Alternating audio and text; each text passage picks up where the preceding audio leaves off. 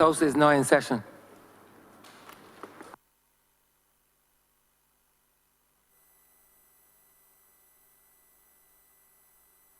Minutes of the 26th of June 2018. I beg to move that the minutes of the proceedings of the House of Assembly, which have been circulated, be taken as read. Beg to second that, sir. If there are no corrections or observations, then let those minutes stand confirmed.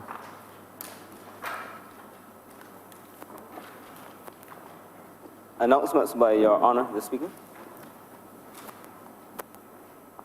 Receipt. I am in receipt of a report of the Auditor General for the year 2017 and a report of the Auditor General on the financial statements of the Government of Barbados 2016 to 2017. Messages from Her Excellency, the Governor General, petitions, and papers. Mr. Speaker, I am commanded to lay the following: Harrison's College financial statements for the years ended March 31st, 2005, 2006, 2007, 2008, 2009, 2010, 2011, 2012, and 2013. Then, on behalf of the Minister of Tourism and Transport. Also, Mr. Speaker, on behalf of the Minister of Tourism and International Transport, I am commanded to lay the Barbados Tourism Authority Annual Report 2011 to 2012 and the 2012 to 2013 reports.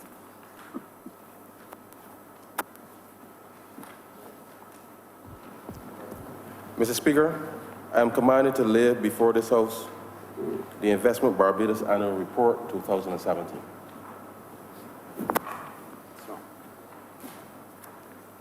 Government notices, private members' notices, notices of questions, reports from select committees, first readings of bills, statements by ministers, congratulatory and/or obituary speeches, personal explanations, motions for leave of absence, oral replies to questions, notices of motion for the adjournment of the House on matters of urgent public importance, orders of the day. Mr. Speaker, I beg to move that standing orders number 6, 16, 18, 20, 42, subsection 5, 43, and 44 be suspended for the remainder of the day's sitting. Second, please. Beg to second that, sir. Question is that those aforementioned standing orders be suspended for the remainder of the day's sitting. Those honorable members in favor, please say aye. Those against, please say no. We think the ayes have it. Government business is now the order of the day. Order number 1, sir. In the name of the Honourable Attorney General and Minister of Legal Affairs, to move the second reading of the Integrity in Public Life Bill 2018. Honourable member for St. Joseph. Mr. Speaker, today is a day that many, I still have to say on this side, but I now have to say on this side and that side, have longed for, in that we are moving the passing of a bill called the Integrity in Public Life Bill. We, in our election campaign, and as far back as our annual conference, committed to bringing to the people of Barbados a new integrity bill at the first sitting of Parliament. We were not able to lay it on the first sitting of Parliament, Mr. Speaker, but I think that in this instance we were able to achieve what I consider to be an impressive goal. Now, of course, the laying of the bill is not the achievement in itself, but the laying of the bill so soon after the opening of Parliament demonstrates to the people of Barbados our unwavering commitment to the matter of integrity in public life. Mr. Speaker, the last administration, in their 2008 manifesto, promised integrity legislation within 100 days of coming to office in 2008. The first they actually got around to addressing it was not in their first term, but in their second term, and late, sir, in that second term. In fact, Mr. Speaker, they tabled a piece of legislation which went to select committee.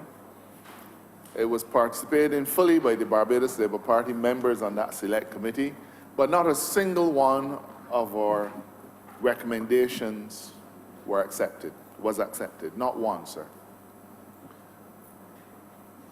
The bill made its way back to Parliament and was duly passed, but then sat languishing for years, sir, for years, before, I believe, sheer embarrassment came to befall that administration. And only at that point, sir, did they bestir themselves to deal with it. And I think perhaps, Mr. Speaker, the embarrassment came in 2017 when the then Prime Minister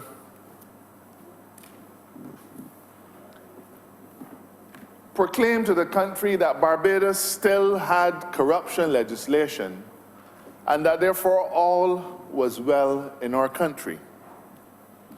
Of course, that begs the question, if you have corruption legislation, then why the need to bring a new bill to Parliament? So clearly, what you had was inadequate. But moreover, sir, the Prime Minister then spoke about the existing corruption legislation as if it could deal adequately with the ills that beset our society today. He clearly did not take into account, sir, that the existing Prevention of Corruption Bill, Cap 144, commenced its operation in law on the 21st of June, Mr. Speaker, in the year of our Lord, 1929. Halfway between World War I and World War II. A good 11 or so years, 10 years, well, maybe not so many, actually 8 years before the 1937 riots. That legislation was passed in a Barbados that was very different to the kind of Barbados that we have today. In that legislation, sir, the maximum fine, I believe, was $2,400. But the Prime Minister felt that it was all right for him to tell the people of our country that it was appropriate for us to rely on a 1929 bill. Be that as it may, sir, I believe that as a result of that public discourse, and as a result of the sterling work of a group of civic-minded Barbadians who call themselves by a very simple name, sir. I think it is Integrity Barbados. As a result of the work of that group, I believe that the Democratic Labour Party administration was shamed into trying to bring the legislation that they had passed into operation. Mr. Speaker, on the dying days of the Democratic Labour Party administration, the then Attorney General was heard to say that their bill was going to be proclaimed on the 15th of June this year, a date after the election. And at the time when he made that public statement, all of us in the Barbados Labour Party jokingly said, perhaps to ourselves, sometimes to others, that if we have our way, you will never get to see it come into force. That was part wishful thinking, part prophetic statements, and part a plan to do what history now considers the most sweeping victory ever on the political landscape of Barbados. But it tells you something, Mr. Speaker, about the level of commitment that that administration had to the matter of integrity in public life. It tells you that for them, passing the law was nothing more than an exercise in checking the box or window dressing, just to be able to say that they passed the law. It is apparent to us that they never had any interest in bringing it into operation, at least not while they were still the government.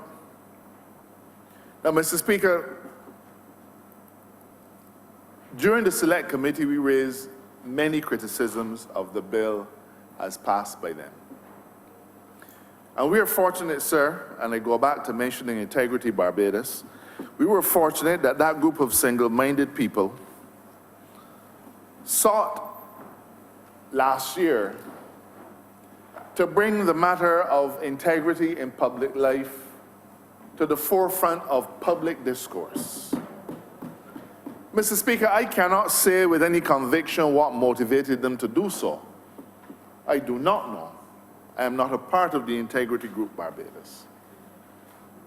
But I believe, Mr. Speaker, that even the most casual of observers, looking out across the Barbadian landscape for the last few years, would have noticed and would have heard,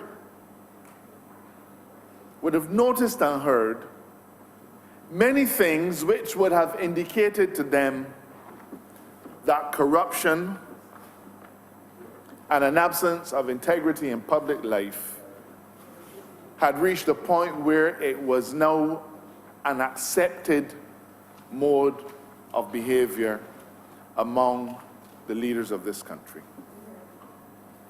The tragedy, Mr. Speaker, is that when people consider the political class to be corrupt, to be lacking in integrity, that opinion makes no reservation or takes no prisoners.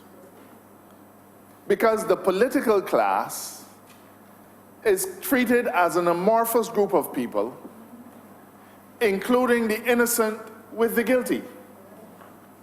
So on our side, Mr. Speaker, we have spent the last 10 years pointing out to the public of Barbados, both inside and outside of Parliament, the many failings that were immediately obvious to us on the part of the Democratic Labour Party administration, and which brought into question whether they were operating to the highest standard.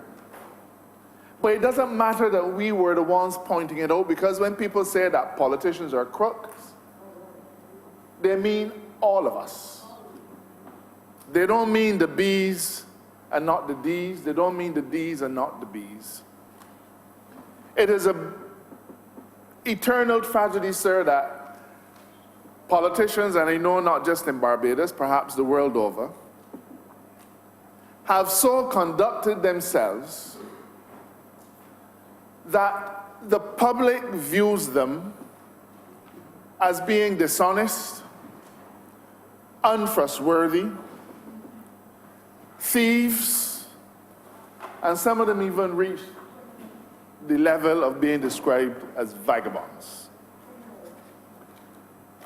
And Mr. Speaker, that old aphorism about one bad apple spoiling the whole barrel holds truer in the political life than in any other realm of life. And while a person is likely to forgive most things, a politician who gets deemed to be corrupt will carry that title to his grave. And regrettably, sir, he carries all the rest of us with him. Mr. Speaker, we do not enter into this debate lightly. But we recognize that the Barbados of today is not the Barbados of Sir Grantley Adams. It is not the Barbados of the Right Excellent Sir Errol Walton Barrow.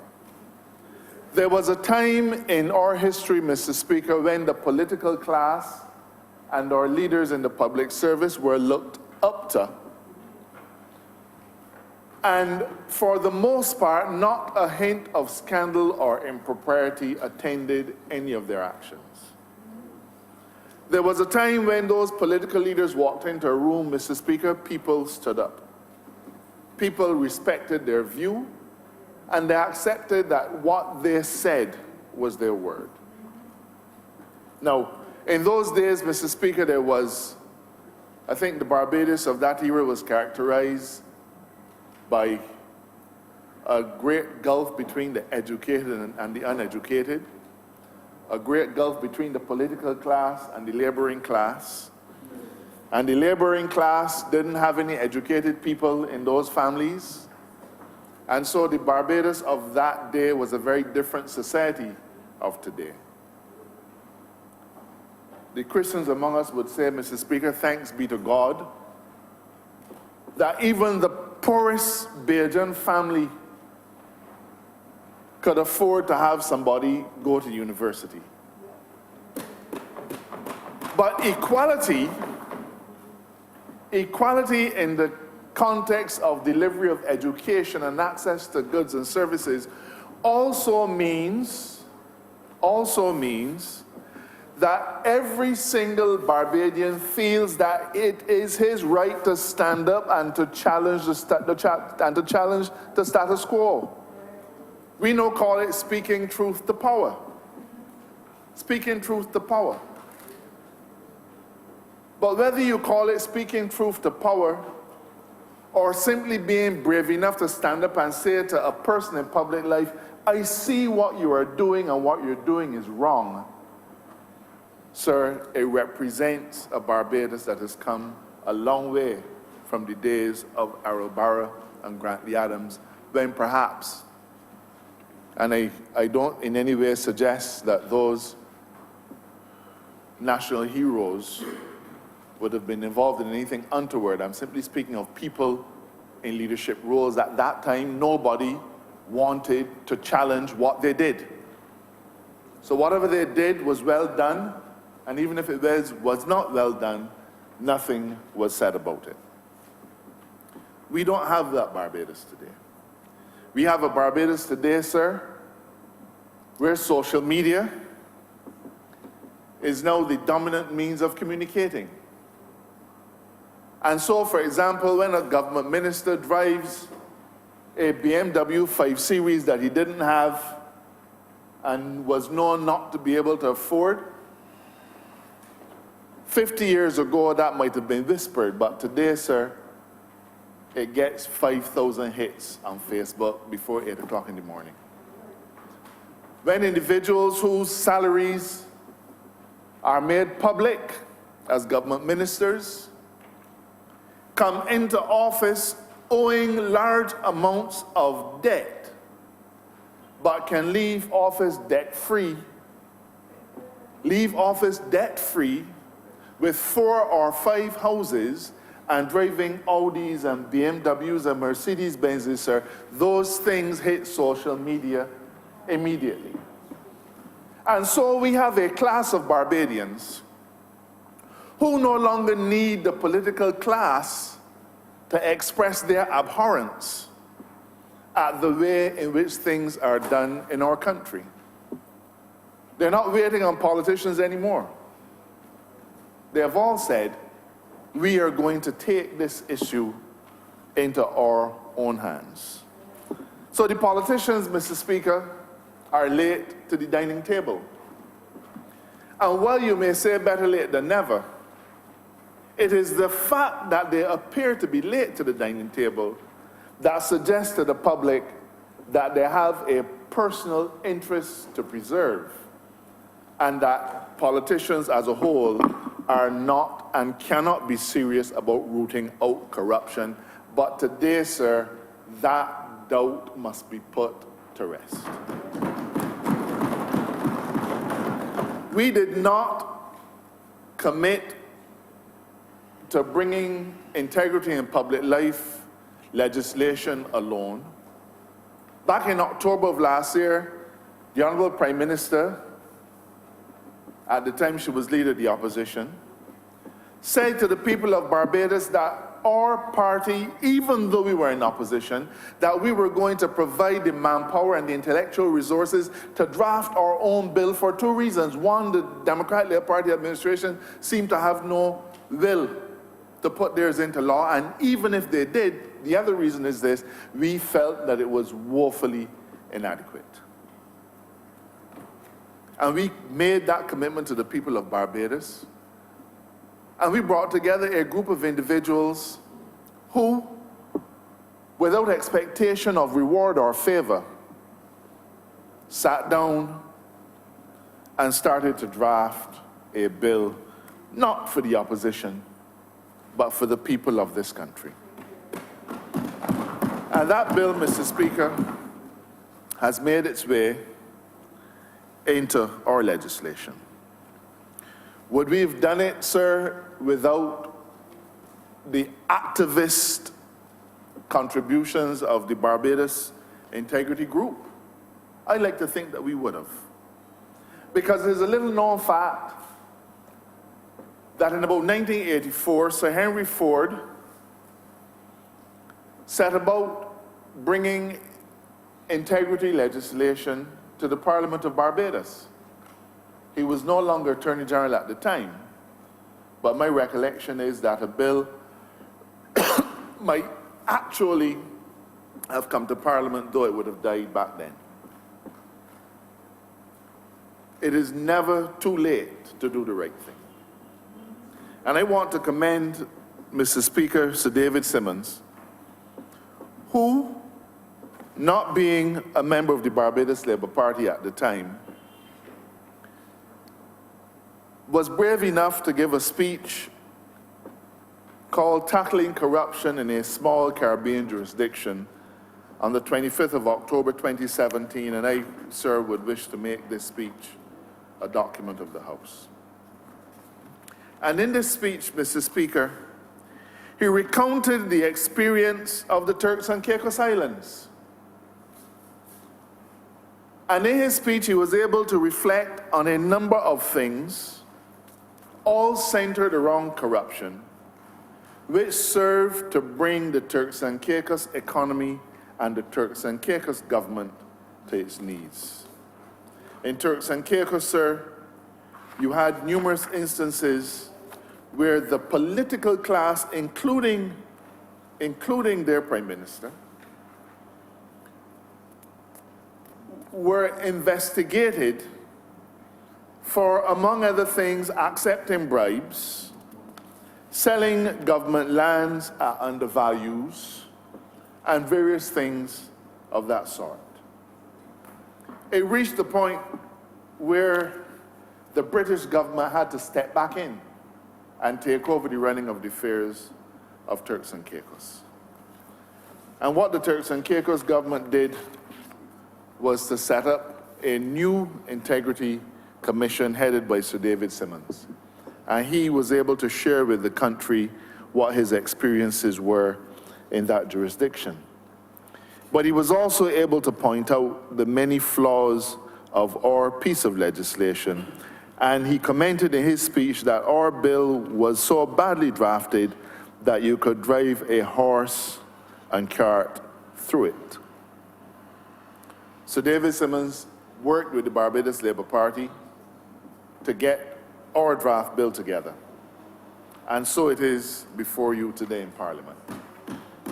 At the outset, sir, I want to recognize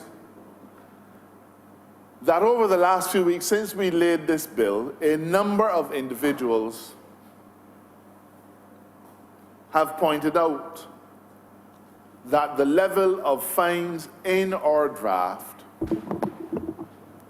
have been reduced significantly from the draft that was examined by the public.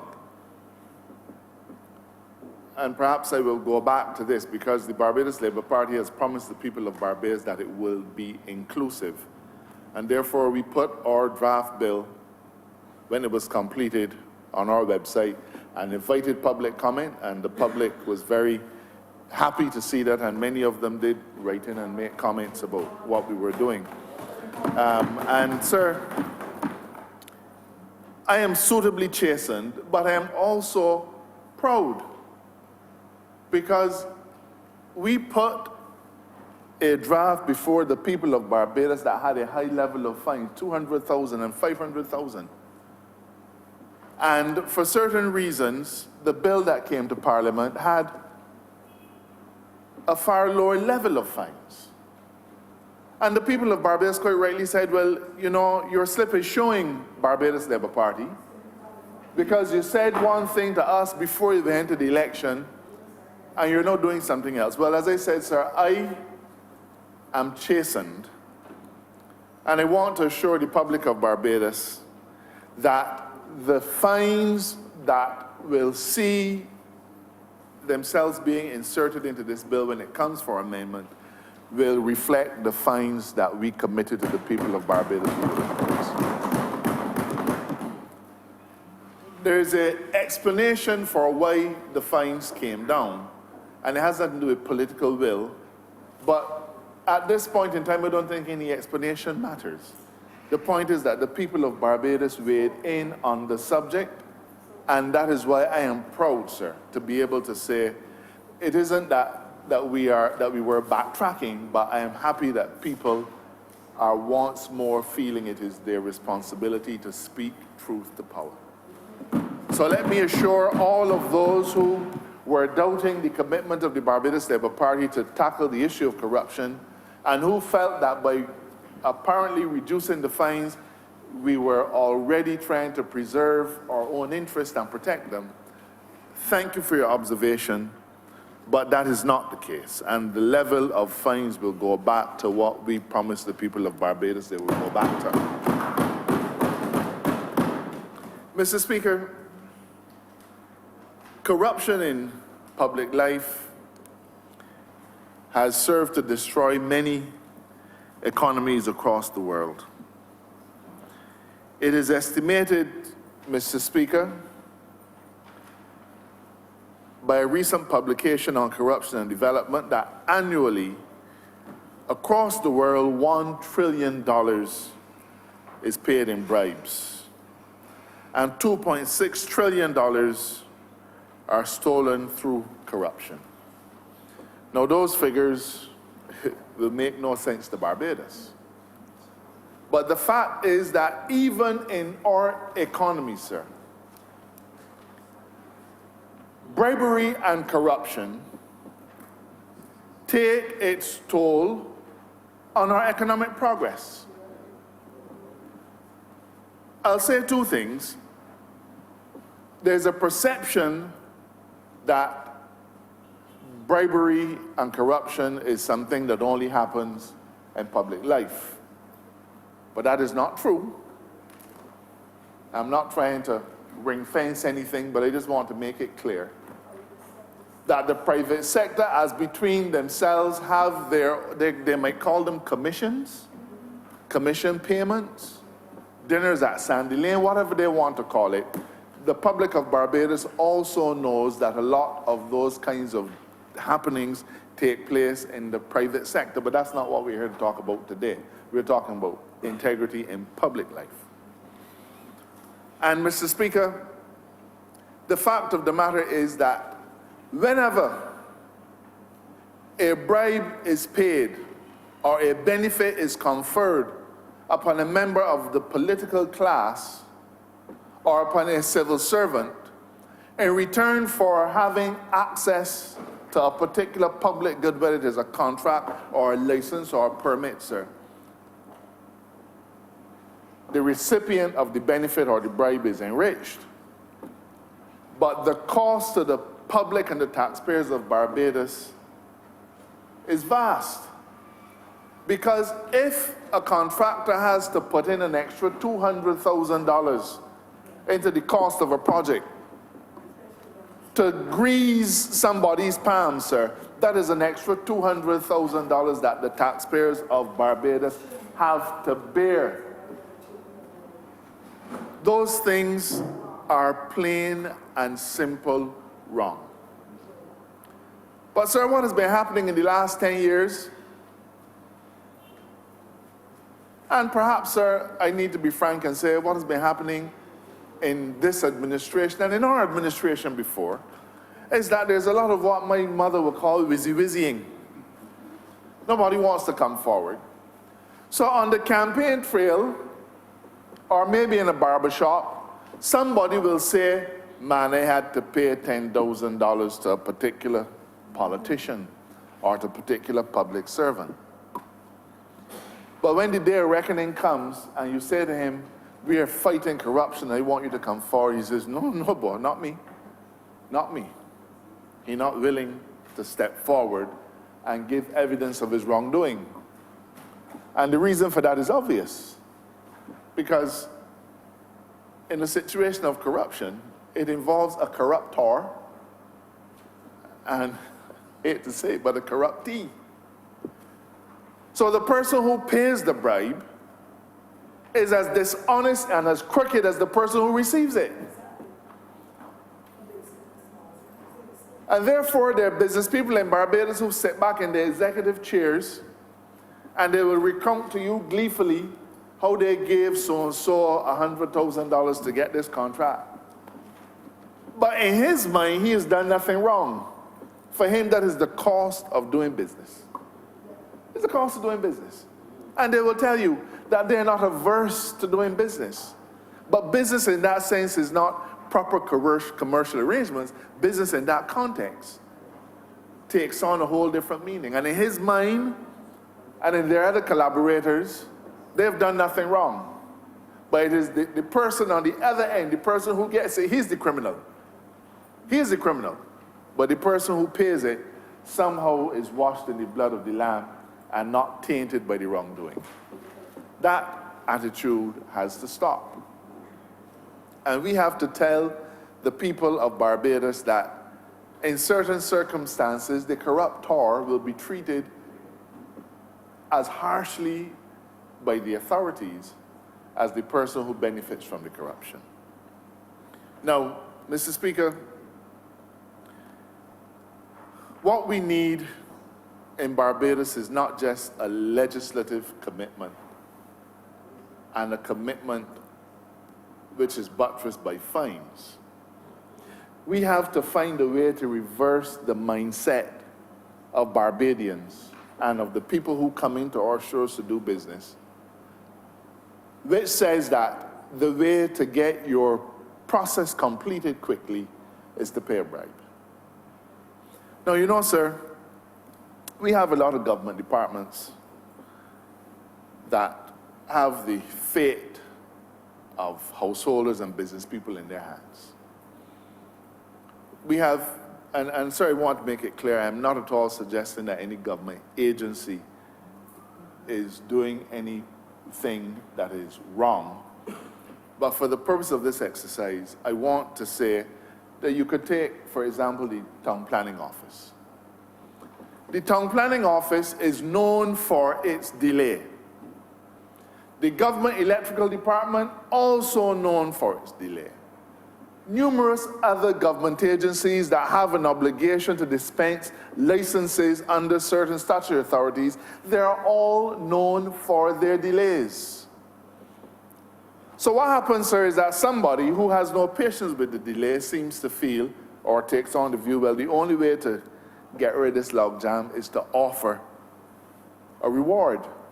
And believe you me, sir, there's always somebody there willing to take it. When I say that we have to reverse that mindset, we have to make it clear to all people, either in Barbados or coming into our Barbados, that all people are going to be treated fairly and with all possible dispatch. And therefore, the concept of a bribe will not help you. You see, sir, if the Town Planning Department always delivered a planning permission within 6 months, then there will be no need for anybody to come and say, well, I got to bribe the Town Planning officer. Because he knows he will get it within 6 months. But when it gets into year 3 and 4, is when he begins to feel, well, I got to do something to get out of this situation.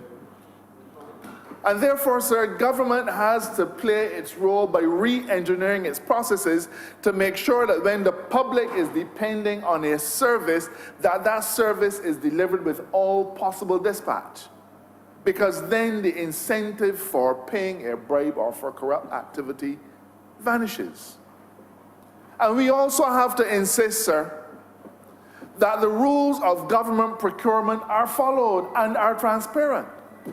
Because if the rules of government procurement are followed and are transparent, then the entire process of offering a government contract will be done under the light of day and under the bright sunshine of transparency, sir. There is little opportunity for corrupt practices to grow. And the last government, sir, has to take the blame for bringing Barbados into this situation, and I make no apologies for it. Mr. Speaker, project after project after project were executed by the last administration, and none of them went to tender. Now, Mr. Speaker, we have rules called the Financial Management and Audit Rules, and we've spent many of the last few weeks drilling into the minds of our new ministers that these rules must be followed. And we've had a full dialogue with the permanent secretaries and all heads of departments so that together we all understand that going forward, Barbados intends to follow the Financial Management and Audit Rules, which require a tender for, which requires, sir, a public tendering process for any contract worth more than $200,000. Now, Mr. Speaker, if a contract worth more than $200,000, the rules say must go to tender, then, sir, one must ask why a Democratic Labour Party administration could award a contract for the construction of high-rise units at Valerie at a cost of near $20 million without going to tender. I said the threshold was $200,000, sir. $200,000. But the last administration awarded a contract to build Valerie at a cost of $18 or $19 million without it going to tender, sir. They awarded a contract to build Valerie without it going to tender. They awarded a contract to build other high-rise units at places like Exmouth Gap, all without going to tender, sir. Mr. Speaker, upon taking office, we discovered, sir, that a contract in excess of 190 million Barbados dollars was awarded by the port for the building of a berth without going to tender, sir. Mr. Speaker, when you reach the point where it suits a political party and a government of the day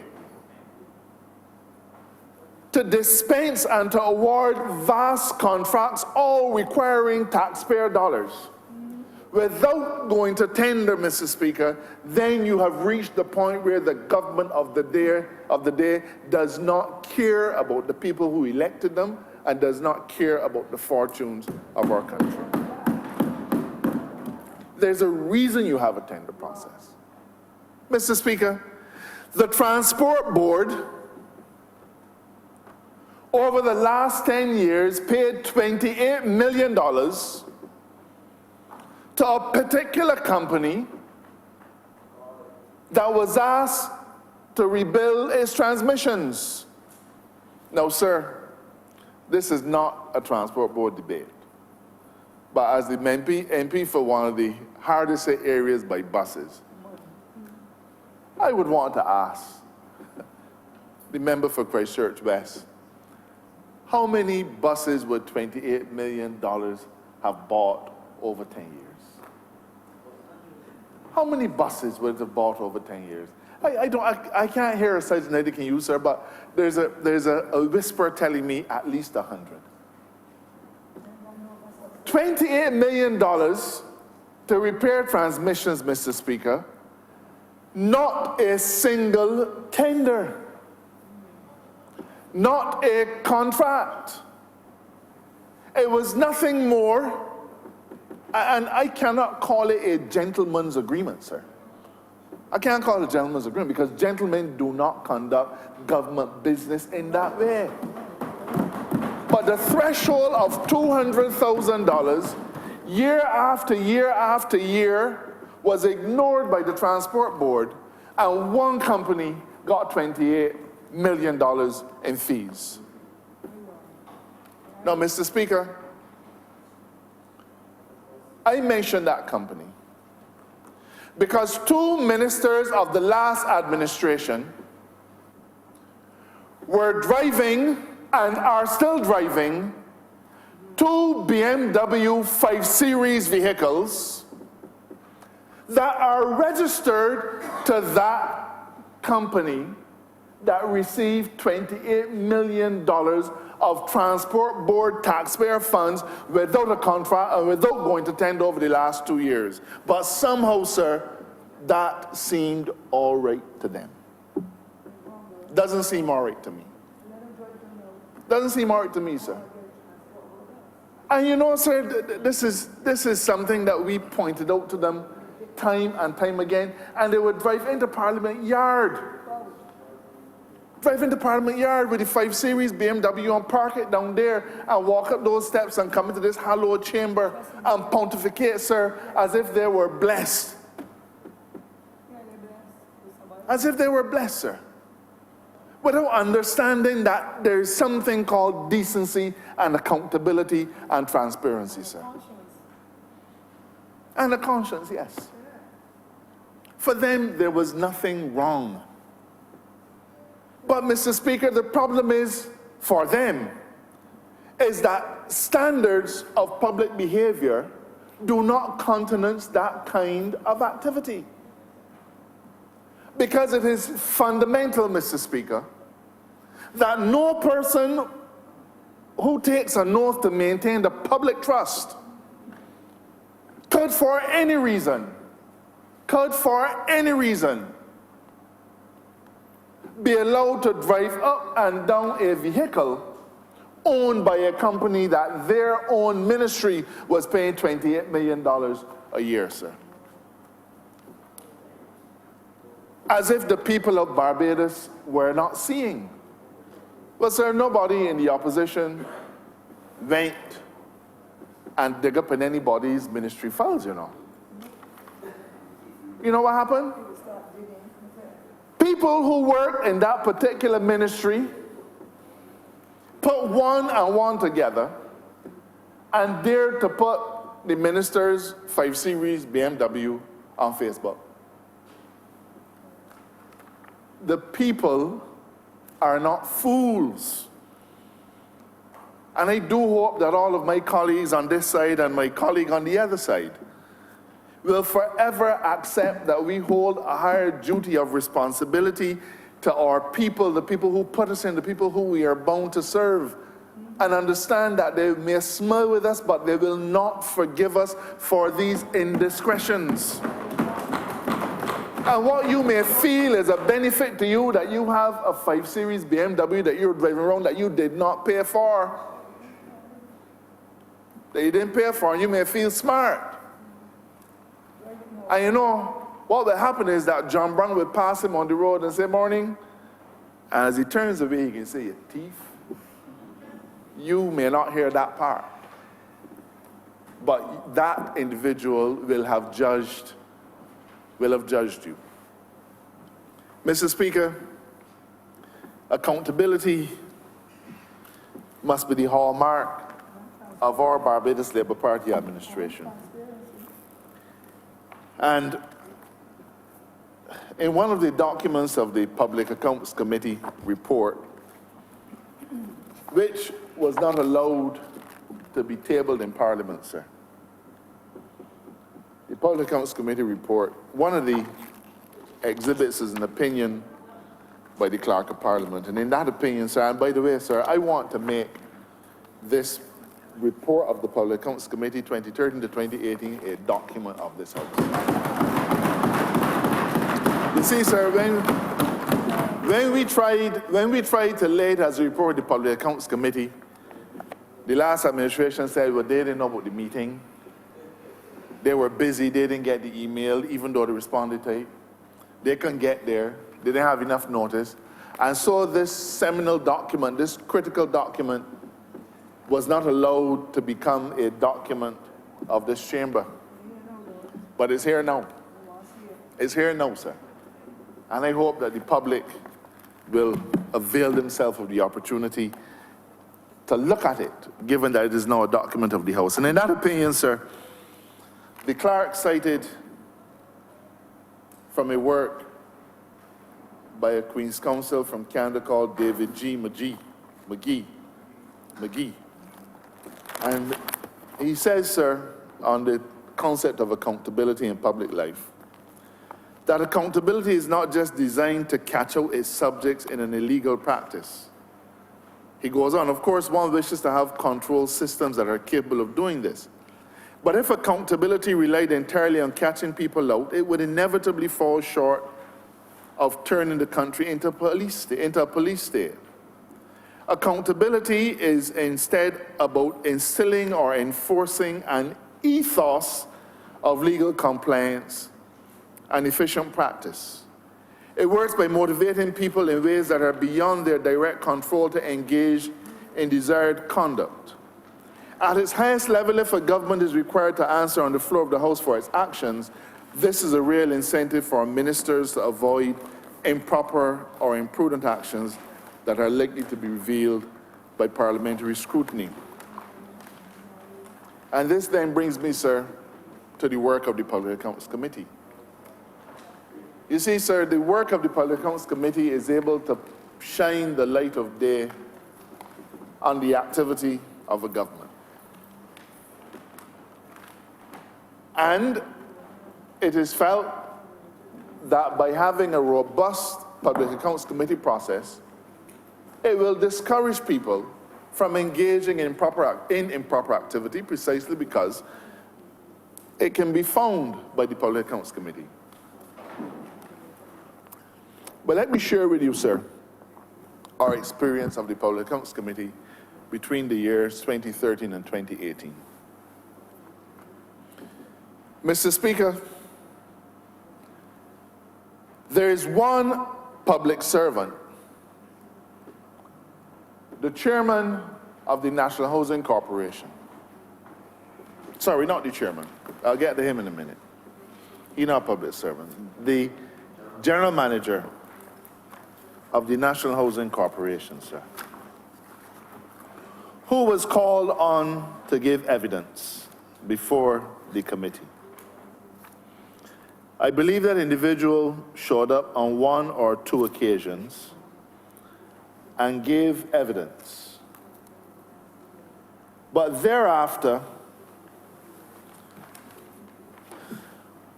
on the last day she gave evidence, we were discussing the financial rules and the threshold for awarding contracts. The next day when she was due to resume her testimony, sir, unfortunately, the committee was informed that she was ill and was seeing her doctor and would submit a medical certificate. And the next time she was due to give evidence, the Public Accounts Committee was informed that she was ill and seeing her doctor and could not give evidence. And the next time she was to appear before the committee was informed that she was ill, seeing her doctor, and could not give evidence.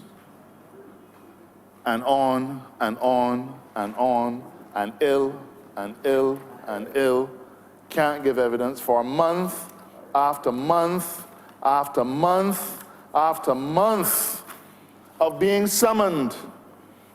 I believe it is correct to say that that individual maintained about 15 consecutive 6 certificates. and never came back before the Public Accounts Committee to give evidence. And the chairman of the National Housing Board was summoned. And he wrote first to say that he was in court that day. He was given another day and another summons, and then he wrote to say he was in the magistrate's court that day. And then more summonses were sent, and he started writing to say anything. Did not show up a single time before a subcommittee of this parliament, Mr. Speaker. And in sheer frustration, the chairman of the Public Accounts Committee wrote to your predecessor, His Excellency the Speaker, because the rules say that if you are in contempt of a select committee, that it is for the House to deliver the sanction. And there are other interpretations, but I think that's where that went. So we appeal to the chamber and to the Speaker to sanction that individual so that he could be made to come and give evidence. The correspondence that we got back from His Excellency the Speaker was downright discouraging. And if I could find it, I would read it. Is it here? But the Speaker basically said that there was so much confusion about the rules of the Public Accounts Committee, and that there was also a bill which was tabled to revoke the legislation and so on, and blah, blah, blah, blah, blah, and on and on, but that he would have a word with the gentleman.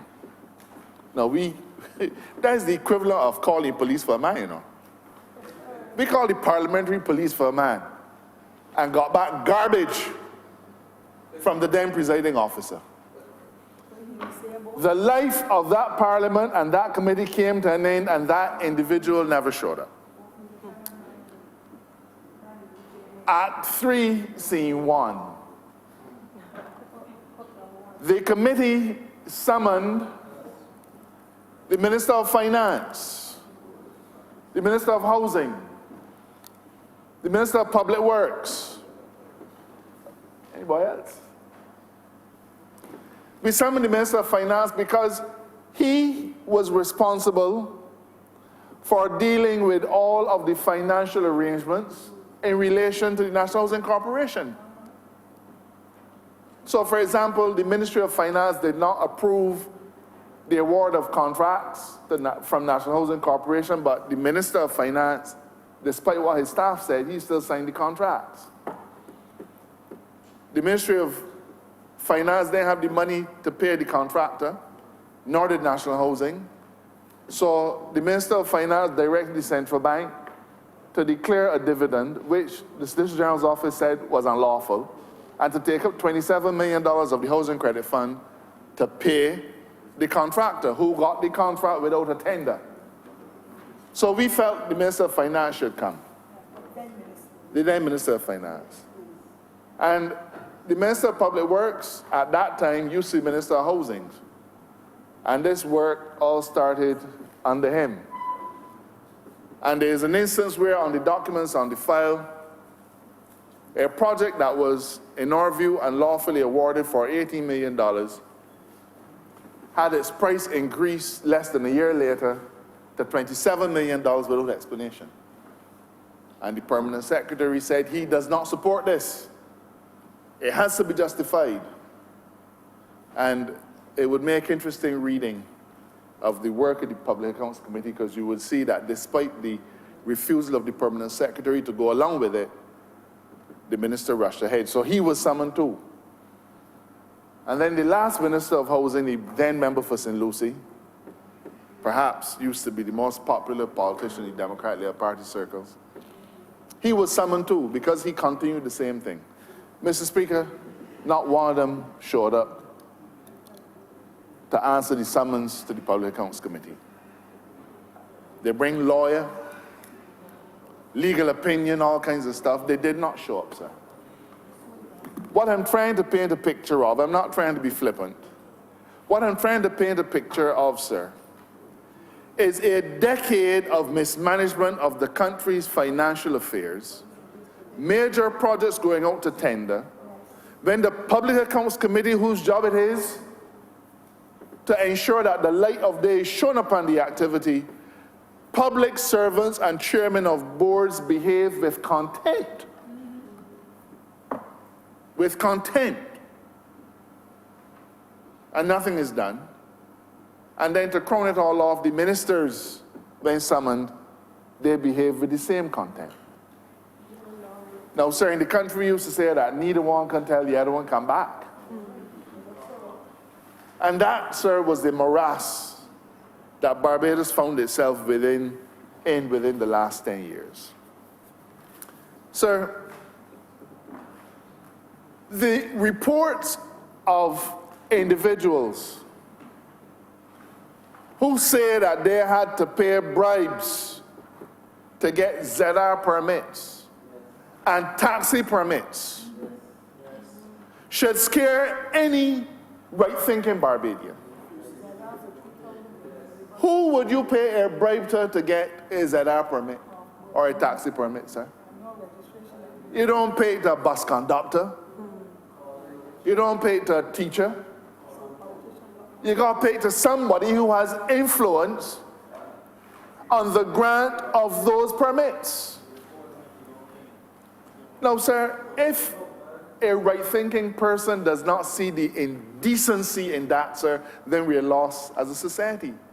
Mr. Speaker, an individual in my constituency confided to me, Mr. Marshall, do something about this. I had to pay $10,000 to get a permit.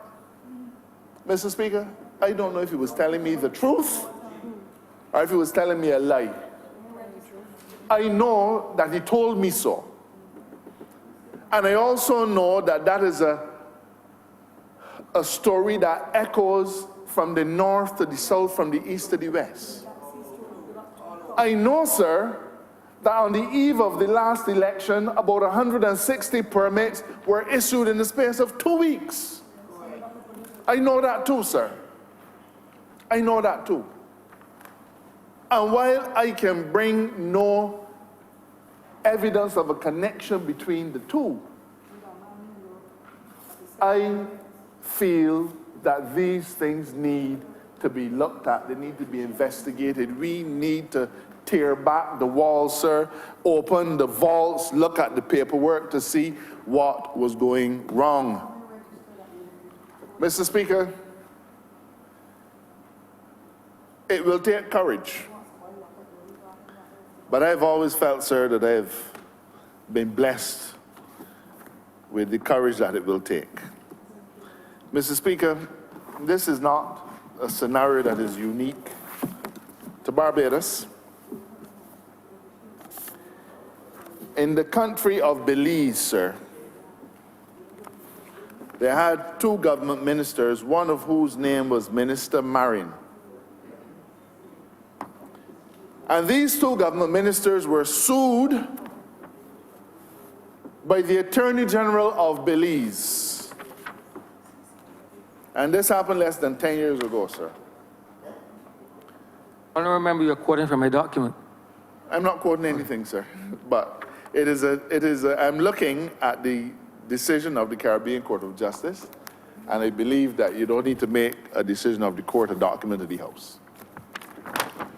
Mr. Speaker, and in the opening judgment of the then President of the Caribbean Court of Justice, Mr. de la Bastide, he summarizes, sir, that the then Attorney General of Belize brought a claim against two former government ministers, sir, alleging that during the time that they were ministers in the Belizean government, they arranged the transfer of 56 parcels of state land to a company beneficially owned or controlled by them. It is alleged that the money paid for these 56 parcels of land was almost $1 million below market value, and that the transaction was undertaken deliberately without lawful authority and in bad faith, sir. In Belize, the Attorney General sued those two ministers. And they appealed all the way to the Caribbean Court of Justice because on the basis of certain technicalities, they felt that the process that was taken was wrong. But they were not successful in their resistance. They weren't successful, sir. And the words of de la Bastide that I believe should come to haunt any politician who for private gain robs the treasury are these, sir. And he said, if the allegations made against the defendants, the two government ministers, are true, they disclose an egregious dereliction of that fiduciary duty, a breach of trust, and a substantial conflict between their private interests and their public duty. And in such a case, the Attorney General is entitled to call in aid equitable principles. Equity would regard all personal profits and advantages gained by any use or abuse of the men's status as public servants to be for the benefit of the state. Now, sir, we went in a campaign telling the people of this country that we are going to hold members of the last government for whom we can find proof of wrongdoing accountable. Mr. Speaker, that was no idle threat. Mr. Speaker, I've had the benefit of hearing many attorneys general speak from this chamber and beyond. And some may say, sir, that what I'm about to say may be beneath the dignity of the office I hold. But, sir, I, for so long as I am Attorney General of this country, intend to strain every sinew of mine to the point of breaking.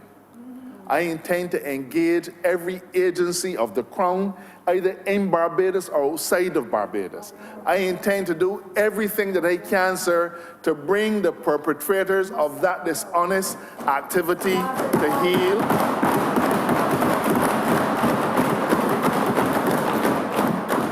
Because, sir, by engaging in that kind of dishonest conduct, they have robbed you, they have robbed me, they've robbed our children, they have destroyed this economy, and they have given Barbados a bad name. And I, for one, will have none of it.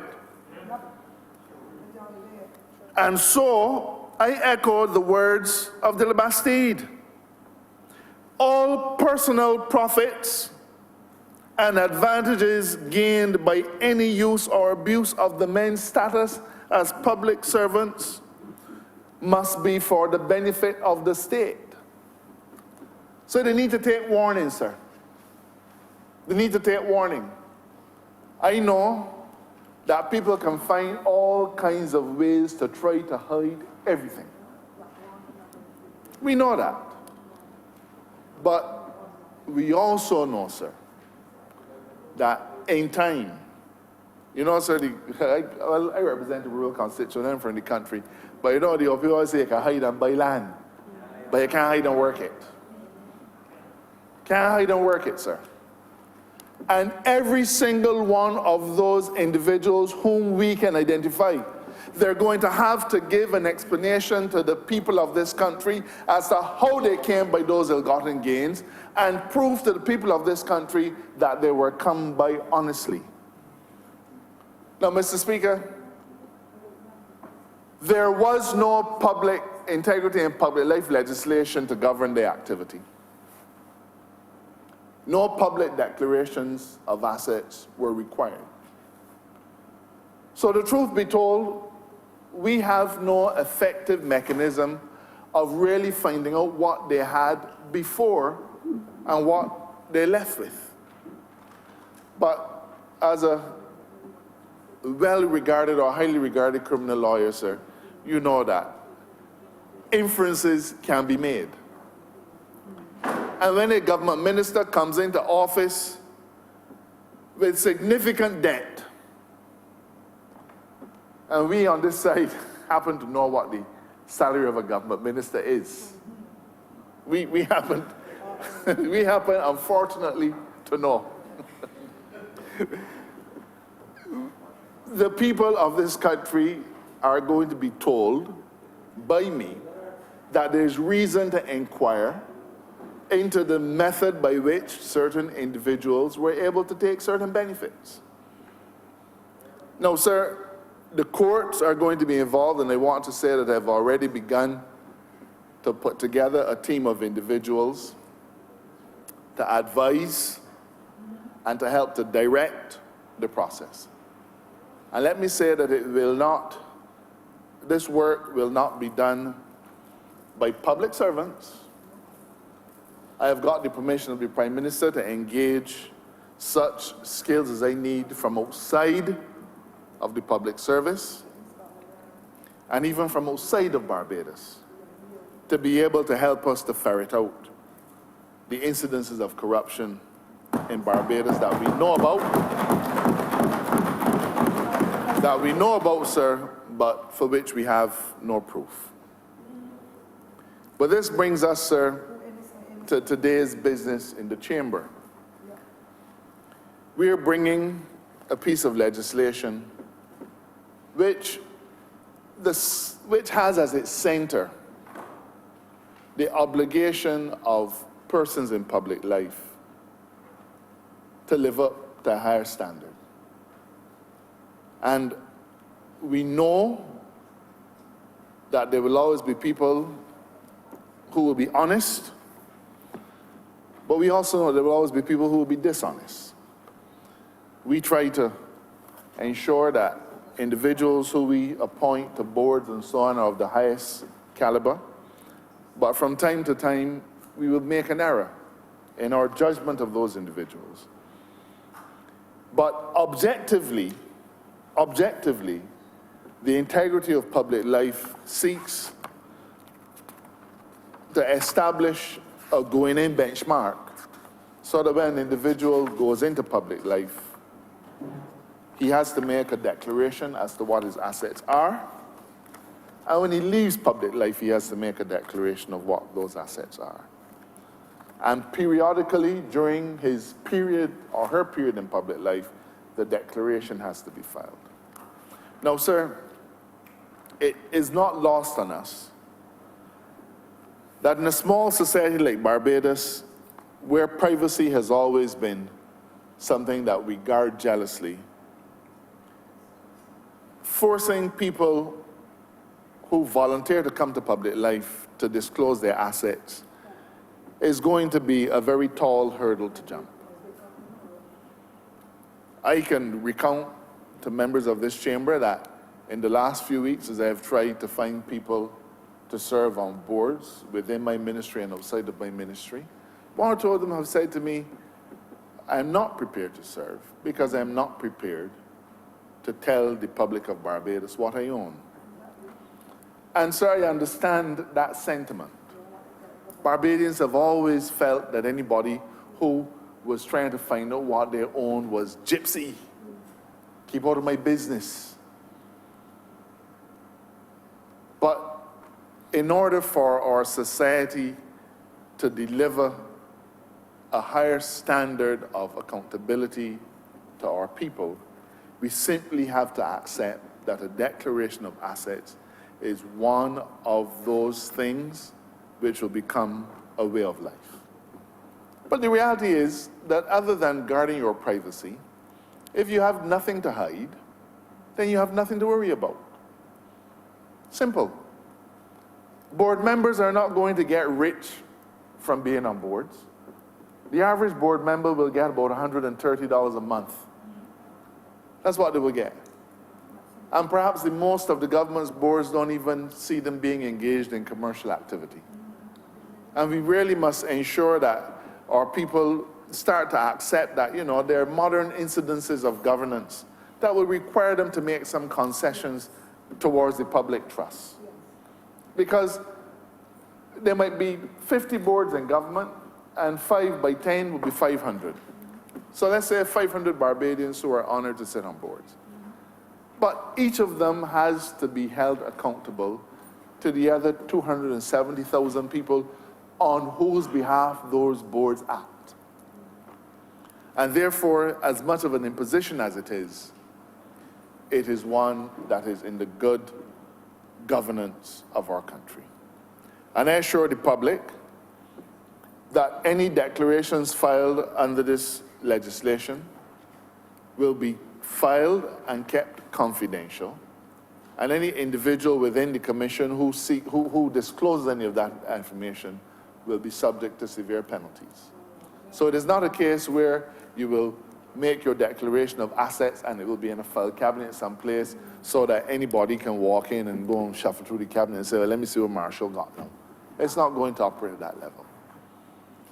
But as a precursor to that statutory commitment, all of the members of this current cabinet have answered the call to filing declarations of assets, even though it is not required by any statute. And that is a brave thing. It's not an easy thing for some members, because they have to try and figure out what it is. I asked my wife, because you have to disclose her assets, so I asked her what she owned. I am not so sure, sir, that I got the truth. I am not so sure, sir, that I got the truth. I am a little bit worried. And so I would caution you, my colleagues on this side, be careful for your cross-examination. But the fact is that we are committed to it, and we are prepared to take the lead. So many times in the last administration, they were not prepared to take the lead or the high ground on anything. And when you do that, sir, then everything sinks to the bottom. So on this side, sir, we are prepared to lead by example, sir. And I believe that by now, all of the various declarations are or ought to have been filed. Mr. Speaker, this legislation is new, and I don't plan on going through it with the House now. It is online. It has been online for the longest time. And in this current form, it is on Parliament's website. And I invite members of the public to look at it and to critique it. Because this is not just about regulating the behavior of people in public life and no more, sir. It is also about bringing a new ethos of accountability to Barbados, which must last us for 2 and 3 generations. And today, sir, it affects us.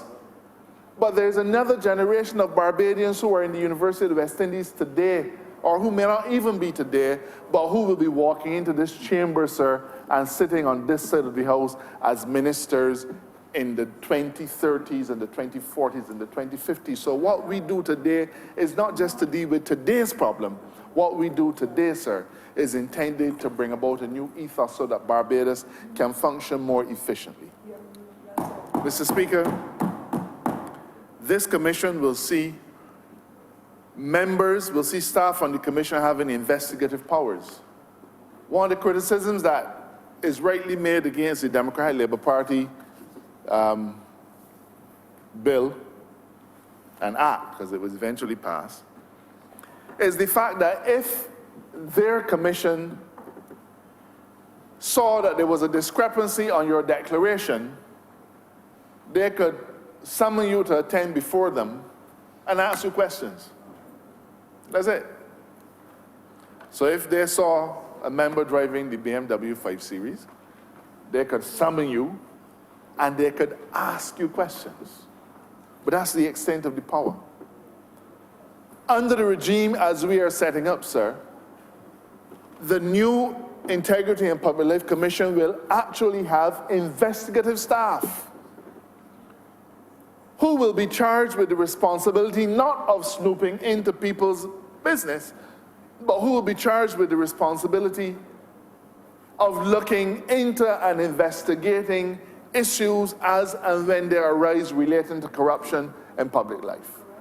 So that rather than just sending you a sterile summons, which based on the Public Accounts Committee experience, the people might decide they ain't coming anyway. In this instance, nobody has to wait for you to come anywhere. They will have the power to go to licensing authority as we have and see who owns what.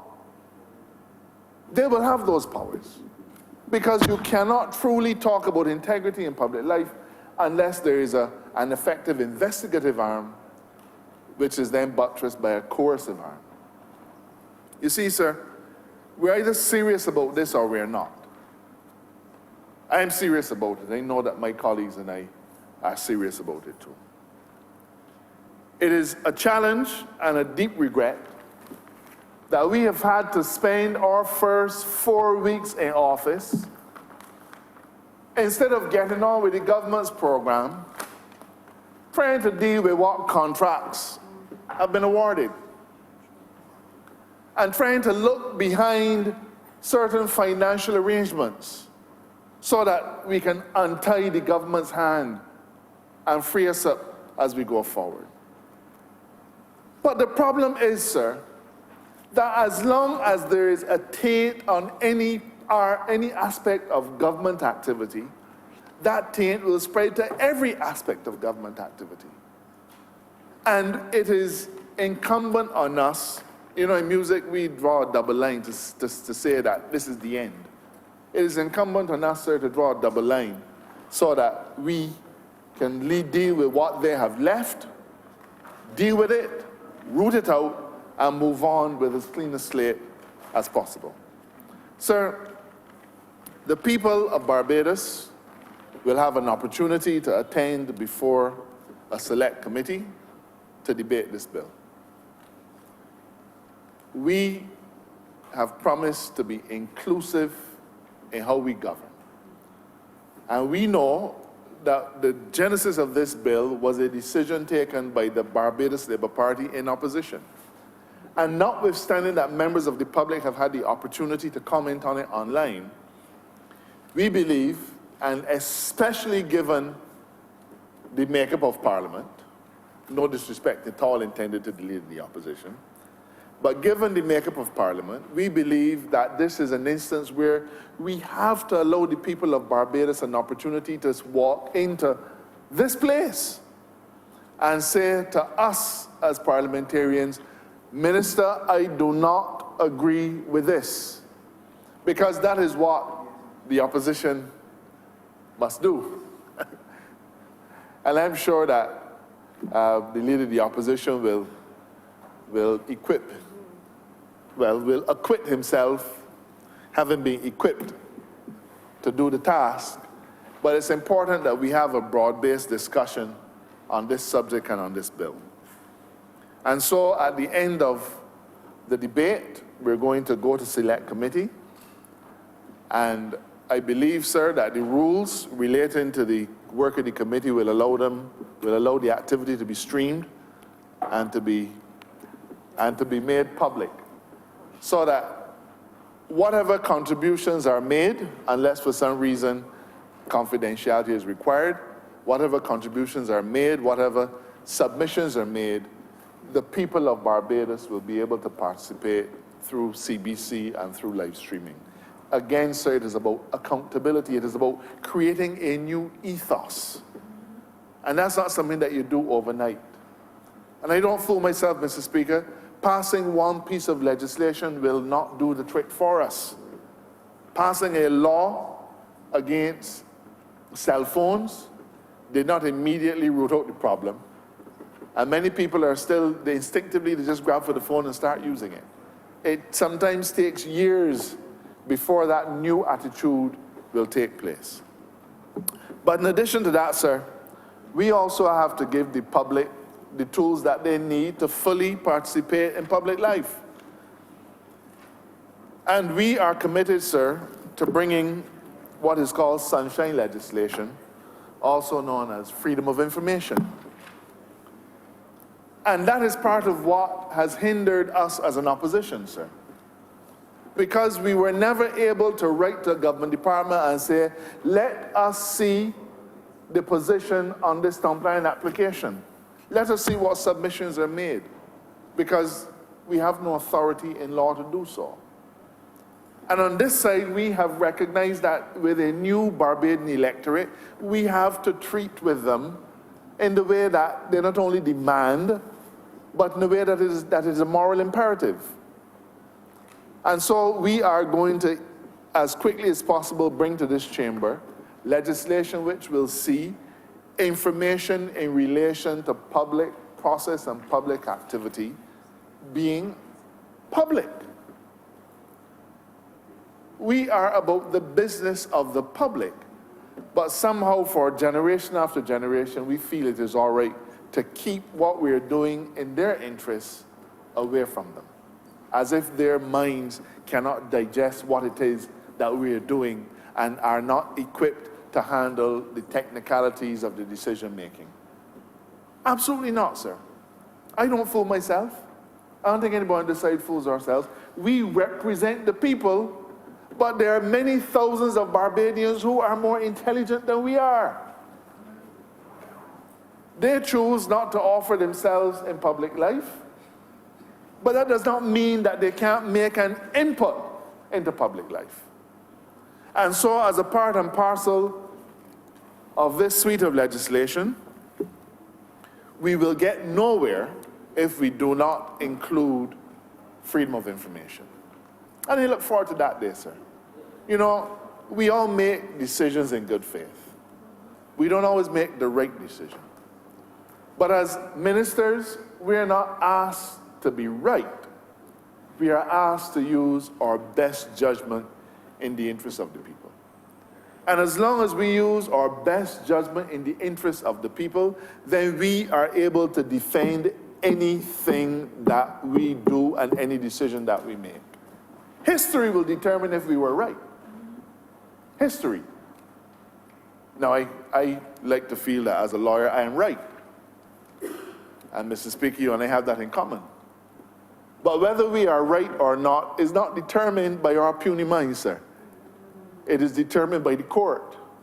And then sometimes the court is wrong, and that goes to yet another court. So we have to accept that just because we are the ministers or the politicians, that we have no claim to be the right ones. All that we are asked to do is to keep the public trust and make the best decisions that we can. And therefore, sir, I welcome the day when people will say to the Attorney General's chambers, we want to see the documents on the file relating to something that your chambers is doing in the name of the people of Barbados. What I will say to you, though, is that over and apart from that, that this government, as part of our commitment to being inclusive and people-centered, we're not waiting for you to ask. We intend to consult in every way. But the consultative process is a process at the start. But in order for it to really take hold in our country, sir, we have to accept that information does not belong to me or you. It belongs to the public. And there's no point, sir, berating what has been happening over the years. We talk about documents falling off a truck. So why should they have to fall off a truck? Why? Why should a contract for the construction of a building using taxpayers' money have to fall off a truck? I mean, there was something so sacred about it that the taxpayer living in Checker Hall or in Edgecliff St. John cannot know what it is that the government has agreed to do on his behalf? I don't subscribe to that view, sir. Everything that I do as part of my responsibility as Attorney General and those of my colleagues who act in their own ministerial responsibilities have to feel that part of being accountable is that the people whom you serve have the right to know. Mr. Speaker, as I wrap up my comments, these are early days for a Barbados Labour Party administration. We have made solemn commitments to the people of Barbados. And we are going to be judged by how we discharge those commitments and the degree to which we discharge those commitments. We have committed to hold to the tenets of good governance and to integrity in public life. And I want the members of the public to feel that should any member on this side and I speak not for myself, but I speak for all of my parliamentary colleagues and even the Leader of the Opposition, sir. Should any of us fall away from those standards, we have to be prepared to accept the consequences. This is not our parliament, and even though we often say our government, that "our" is bigger than the members of the Barbados Labour Party executive. It is bigger than the members of the Barbados Labour Party parliamentary group.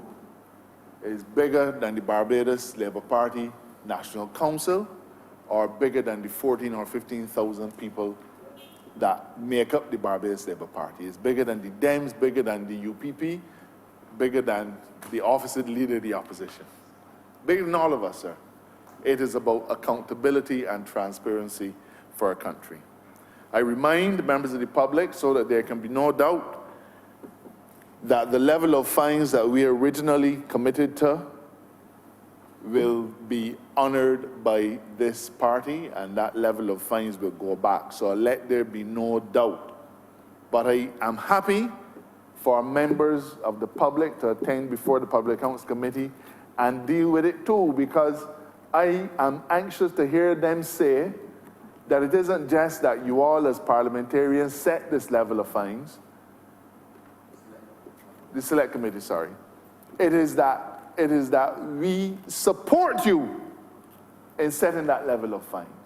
And so if somebody gets convicted, there's nobody to come and say, Kadir. No, sir. The people of Barbados, I believe, can be trusted with good judgment, and I want them to come to the Select Committee and participate fully. And if they feel that there's something in there that should not be in there, tell us. And if they feel that something else should be, tell us. I will only say, sir, that we are a government in a hurry.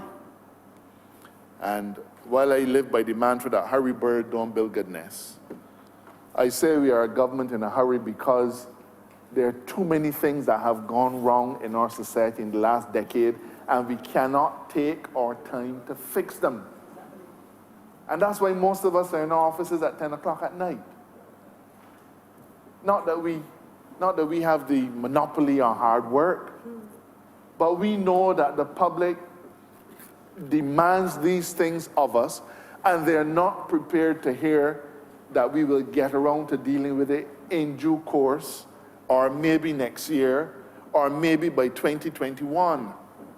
We are a government in a hurry because we have the interests of the people of Barbados to protect and to serve in the shortest order. I believe, sir, that the mandate given to the Barbados Labour Party at the polls demonstrates that the country holds us in high regard and that the country has a lot of goodwill for us. But it is goodwill that we cannot abuse by taking our time on one step today and another step next week. I therefore make the point, sir, because I have discussed with both the Prime Minister and the Leader of Government in the House, that the work of the Select Committee will be done over the summer. So we might have to give up a few days of recovery from Copover. So that as soon as possible after the summer recess, we can come back to Parliament, complete our debate, and see this legislation enacted and become the law of Barbados. The year 2018 will not come to an end without seeing integrity legislation not just enacted, sir, but enforced. And with those words, I'm obliged to you.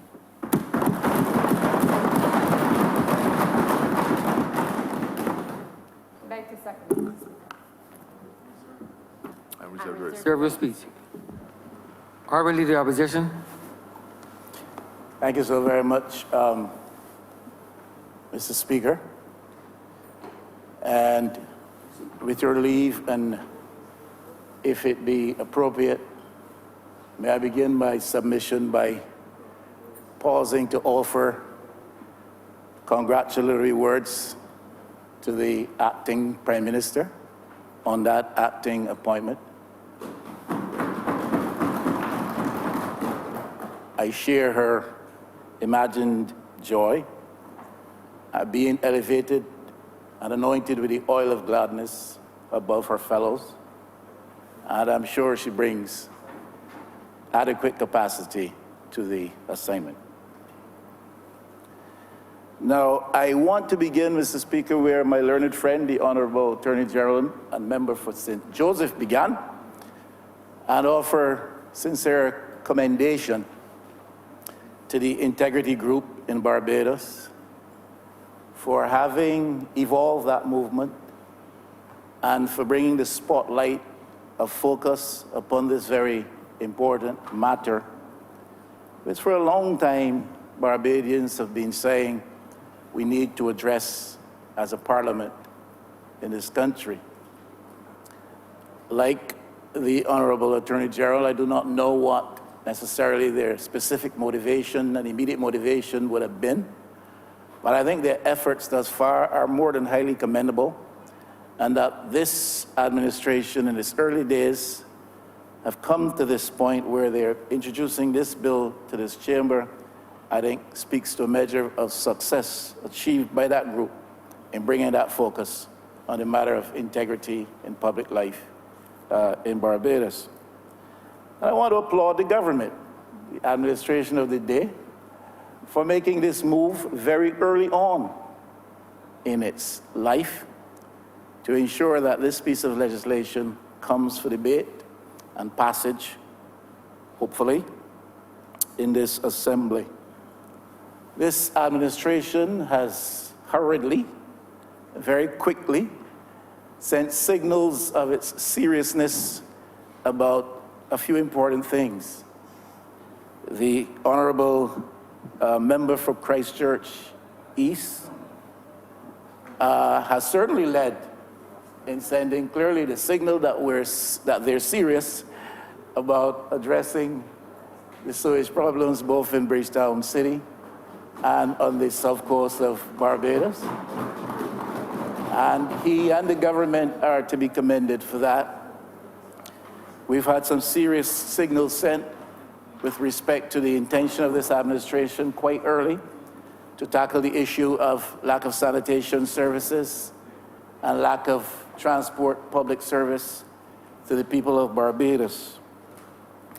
But I do have to be honest and to suggest to this chamber that I question the level of seriousness that attends the bringing of this bill on integrity in public life before this chamber today. I'm fully persuaded that the Honourable member for St. Joseph can be taken at face value and that his heart is fully engaged with this matter. I have heard him speak with respect to these matters not only here today in this chamber and elsewhere in public, but I've heard him in private conversation, not before the glare of the camera, not within earshot of John Public, but in quiet conversation, very passionately, espousing the views that we need to do something about legislating in a better way for integrity in public life in Barbados, and expressing the strong, strong view that those who are found to be afoul of the tenets of such integrity platforms should be made to feel the weight of the law to the extent that the legislation provides.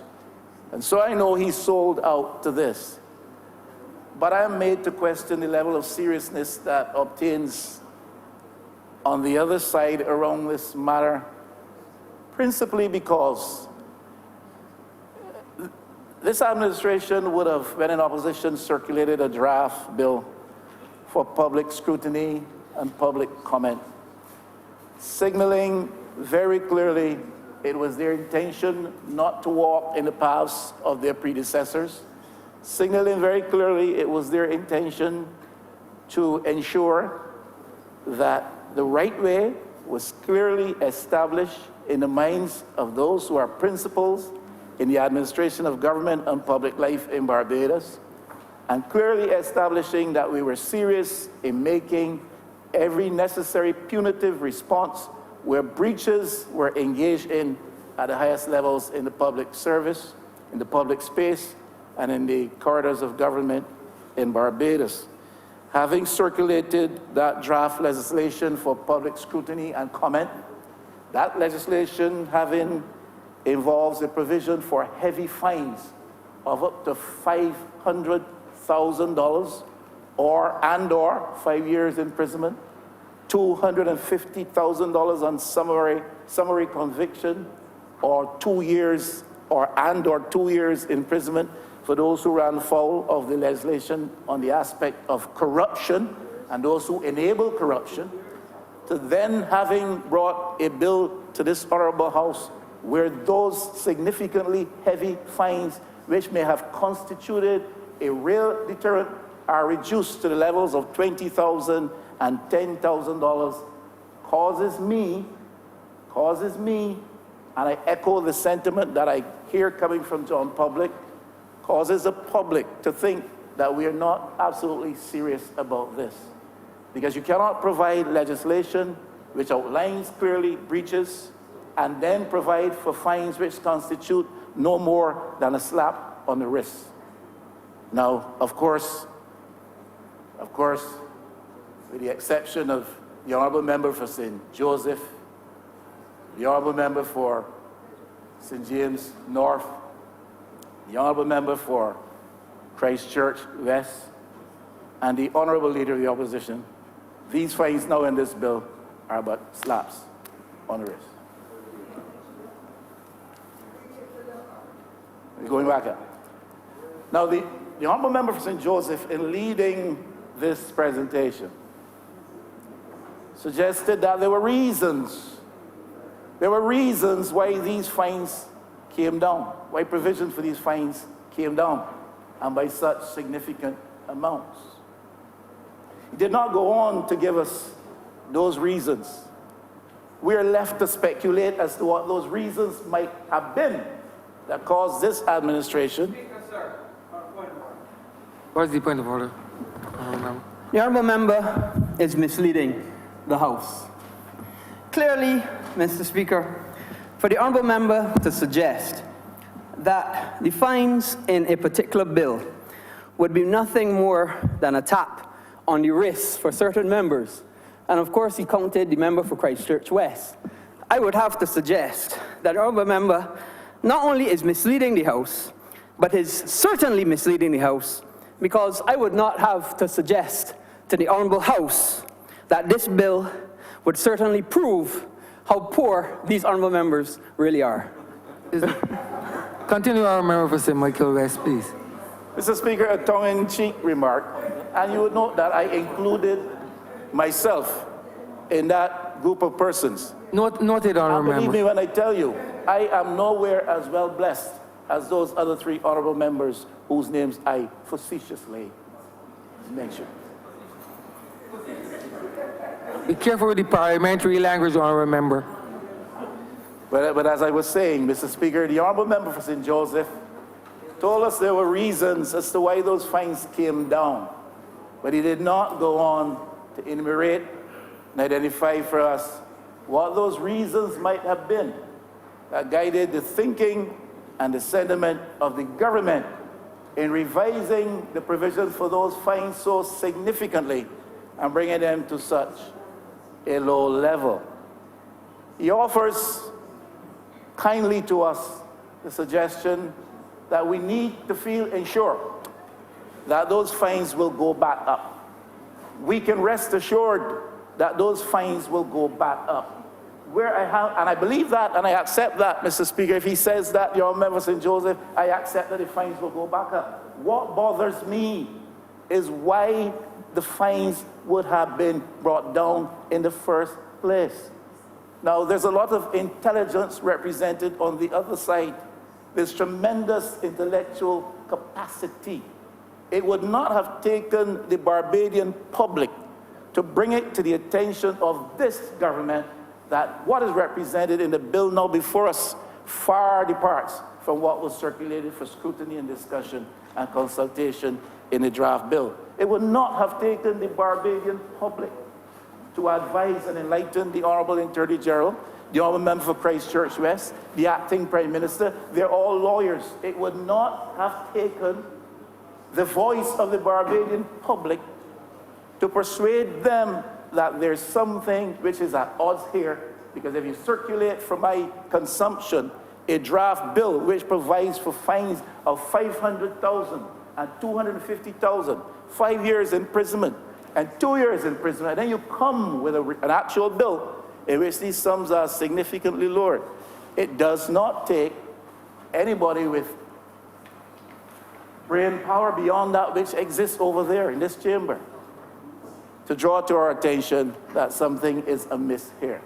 The fact that you can only act to reverse that when the voices of Barbadians are raised in protest against it suggests that it was not your intention when this bill was brought here to provide for fines higher than are indicated in the bill. It is okay to say, Mr. Speaker, that we hear you, but surely that could not have escaped the learned minds on the other side, that that departure was too drastic and it would have incurred the query and scrutiny of the Barbadian public. And my concern in this matter today, Mr. Speaker, is as to how this bill, as well as the themes debated in this discussion, will relate to some matters which I consider to be of tremendous importance. And I simply echo what I hear in the public arena of Barbados. The Honourable Attorney General Member St. Joseph has made reference to freedom of information and access to information. I think when we are going to discuss integrity in public life, we're going to debate it in this chamber or outside of these walls, we certainly will have to make reference to the matter of the deficiencies in legislation in Barbados which relate to the public, and even principals who act in the name of the public having access to information.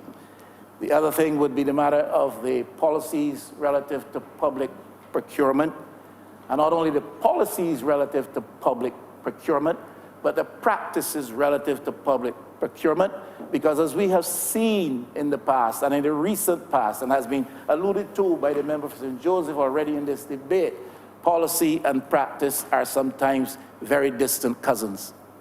And so I would be interested in hearing how the themes that flow from this debate and further examining how the stipulations in this present bill before us will address matters which relate to public procurement, both in terms of policy and in practice. The award of public contracts is another big area. The award of public contracts, public and private sector partnerships. The Barbadian public will tell us in this chamber that these are areas, especially in recent years, that have caused a whole level of cynicism to obtain around the business of political life and the practice of ministerial governance in Barbados, because we have seen and we have heard stories now which are becoming legendary of apparent corrupt practices around the business of procurement, around the business of a public and private sector partnerships, around the business of award of public contracts. Campaign financing is another big area. I don't recall if I am incorrectly suggesting that the Honourable Member for St. Joseph didn't touch on this. I would be happy to stand corrected. But campaign financing is a very major area. We cannot properly talk about providing for integrity in public life unless we at the same time or equally speak with intensity on the matter of campaign financing in Barbados. The other major issue would be of concern to me, as so far as the themes of this debate are concerned, and the provision of this bill will be the matter of enhanced justice delivery in Barbados. Several on the other side are involved in legal practice professionally, and I'm sure they understand perhaps even far better than I do that we have to, and yourself, Mr. Speaker, one of the leading legal luminaries in Barbados now, one of the most prominent or preeminent criminal lawyers in Barbados. And it will not escape your attention, certainly if it does that of the others, that the matter of the delivery of justice in Barbados has to be enhanced. And while we seek to enhance that, we've got to guard against threats which potentially can corrupt the delivery of justice in Barbados. And I'm saying that these are themes which must emanate from any serious and genuine discussion and debate around the business of integrity in public life in Barbados. Mr. Speaker, lack of integrity in public life can undermine all that the current administration is seeking now to do, and urgently so, under the Barbados Economic Transformation and Recovery Plan. All that we're seeking to do to pull Barbados back from the brink, all that we're seeking to do to put in place mechanisms to ensure that as we go forward, not only as an economy, as a society, and as a political entity, that we get it right, all of that can be undermined by the impact of lack of integrity in public life. So this is not just something that relates simply to one person here being corrupt or a group of people there being incorrupt. It has implications for how we do as a nation state going forward, both societally and as an economy. And so this debate is very important in that context. Corruption has the capacity to undermine the legitimacy of our key institutions in Barbados. And some would suggest that that undermining and our level of erosion has already set in because of the practices of the last administration. I heard in this chamber today, we all heard the Honourable Member for St. Joseph lamenting the fact that the Public Accounts Committee was frustrated in its attempt to do its work in the name of this institution on behalf of the people of Barbados, frustrated by principals on the other side who sought to serve the interests of each other by that frustration. And that's perhaps a small reference to a very potentially large challenge that we would face as a nation. And all I am saying is lack of integrity in public life is something that has to be dealt with. It has to be dealt with forcefully. It has to be dealt with urgently because of its potential to corrupt, its potential to undermine key institutions of our democratic practice here in Barbados, in and outside of this parliament. Our socio-economic development will always be hindered if we allow this beast called corruption to run rampant and to run wild. If you look at historical development in many of the Latin American countries, you will see because a wild beast called corruption was allowed to have its way unchecked for long periods of time. Not only the economic development, the social development of those countries has been significantly impeded and impaired. We do not want to see that happen here in Barbados. So when we talk about corruption, we're talking about a very evil beast. And when we talk about integrity in public life legislation, we're talking about a very important instrument. And we have to be very, very serious about that, understand exactly the nature of the beast that we're fighting against, and therefore understand exactly the measure of force that we have to bring against that. Lack of integrity in public life is a real threat to our democracy. Mr. Speaker, you didn't have to face the polls in 2003, as I'm sure you'd have won. You didn't have to face the polls in 2003, but it is my experience, it is my fairly sound knowledge that we saw emerging in Barbados from as early as 2003 the specter of an evil that we need to put to death as quickly as we can. And that is links developing between the political class and the criminal element in Barbados, especially around the business of drugs. I saw that from the other side. I saw it not practiced by members of the other side. Let me be clear about that. From the other side, I saw that, in my view, being practiced from the opposition side at the time. Well, yeah, yeah. And I expressed concerns then, because when you have links developing between practitioners of elective politics and the criminal element, particularly so the drug element, you are creating an evil, the likes of which there's not the equal to. Yes, exactly. The Jamaica experience is one of which the Honourable Member for St. Thomas is reminding us in an aside. And we sometimes think that these things happen far away from us, and they never happen on our shores. But I saw in my humble submission the emergence of that beast at that time, that evil at that time, where practicing politicians were getting a little bit too close to the criminal element, courting them for their support, both in terms of finance and both in terms of turf. And I think that got even worse in 2008. And if I'm alone in that observation, and if I'm alone in that thinking, any of you present in this here chamber could tell me that I'm alone and that I'm absolutely wrong.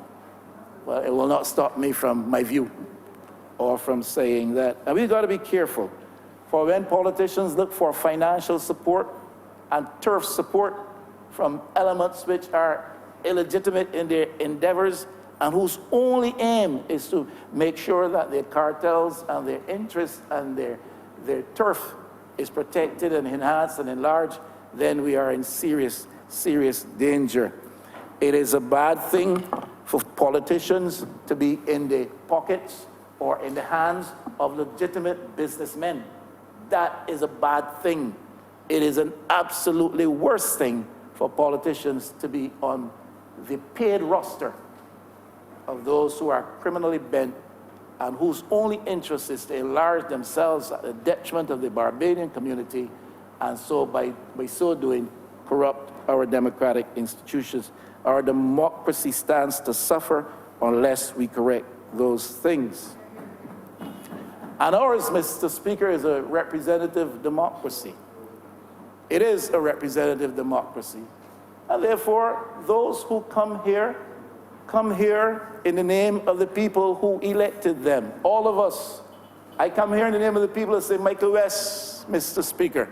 And I'm sure you are in no doubt of that. You are here in the name of the people of St. Michael Central. And then we're all here in the name of the people of Barbados. And so as functionaries, we must be made always to be aware, always to appreciate, always to be totally, fully seized of the fact that we seriously have been conferred upon an honor and a high sense of responsibility that we have to discharge in the most ethical way possible, observing the highest possible standards of conduct. And so the representatives of the people must be held accountable and must be held by the high standards being outlined in this bill before us. In today's political economy, Mr. Speaker, we have to be careful about our national reputation, our reputation as a nation state. On the Transparency Index of Measure, I think for corruption, we are rated number 25 with an achievement, what they call an achievement of 60. Trinidad is at 77, and we're doing better than them. The point I want to make here is that we've got to guard against having a reputation for being a nation state, a developing nation state, in which corruption is rife. But while we guard that position, that status, and even improve it, we need to seek to ensure that the cross-border nearness of places who are viewed as more corrupt than Barbados that situation does not itself present a threat to us. In other words, corruption cannot be seen in localized terms.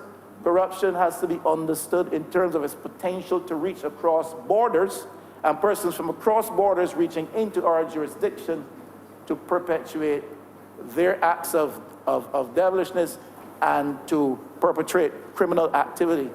And therefore, this matter of corruption for us must have a local focus while we remain on guard for how we may here be corrupted from people outside. I think the legislation attempts to speak to that. In this hemisphere, it is said, again, in the literature associated with debates on these matters put out by Transparency International and others, one out of every 3 persons in this hemisphere is said to have accepted a bribe at some time or another. 1 out of every 3. That's a lot. That's a lot.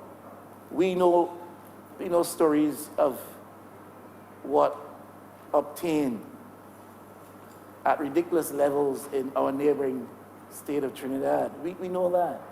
And for a long time, we have thought that Barbados is almost immunized from these things. But we aren't, because these things have now come home to us. And I think the last 10 years tell us that in stark terms. And therefore, if we're going to respond to this, we can't respond to it only at the level of paper and documentation. We have to respond to it fully. And I think in that regard, the administration of the day has still some work left to do in persuading the Barbadian public that it is fully seized of the dangers posed by this kind of practice, and that it is fully committed to ensuring that it is stamped out and eradicated, certainly minimized. There's something called the 4 Eyes. I did a little bit of research. There's something called the 4 Eyes approach, which I think that we need to adopt. And this legislation, to some extent, goes some way to addressing the matter of corruption in public life from that 4 Eyes perspective. And the first eye is information. As we said, there needs to be more information. How can we legislatively improve to provide for freedom of information in Barbados? This has to be seen as an urgent consideration of this administration. I'm glad to hear the Honourable Member for St. Joseph give the Chamber and the people of Barbados the assurance that this is an immediate consideration for the government and something which is pending almost immediate action. Then there's more integrity. You have to set up an independent, autonomous body. This legislation, if I understand it correctly, seeks to do that. Autonomy, yes, because we have a practice in our political culture in the Caribbean of setting up institutions and creating positions and entities which, with respect to autonomy, do not enjoy the kinds of level of independence that they ought to. And therefore, their functioning is impaired. Their functioning is deficient. And I think that if we're going to seriously respond to the business of lack of integrity in public life or corruption, move against corruption, we have to make sure that whatever commission mechanism we put in place is truly independent and truly autonomous.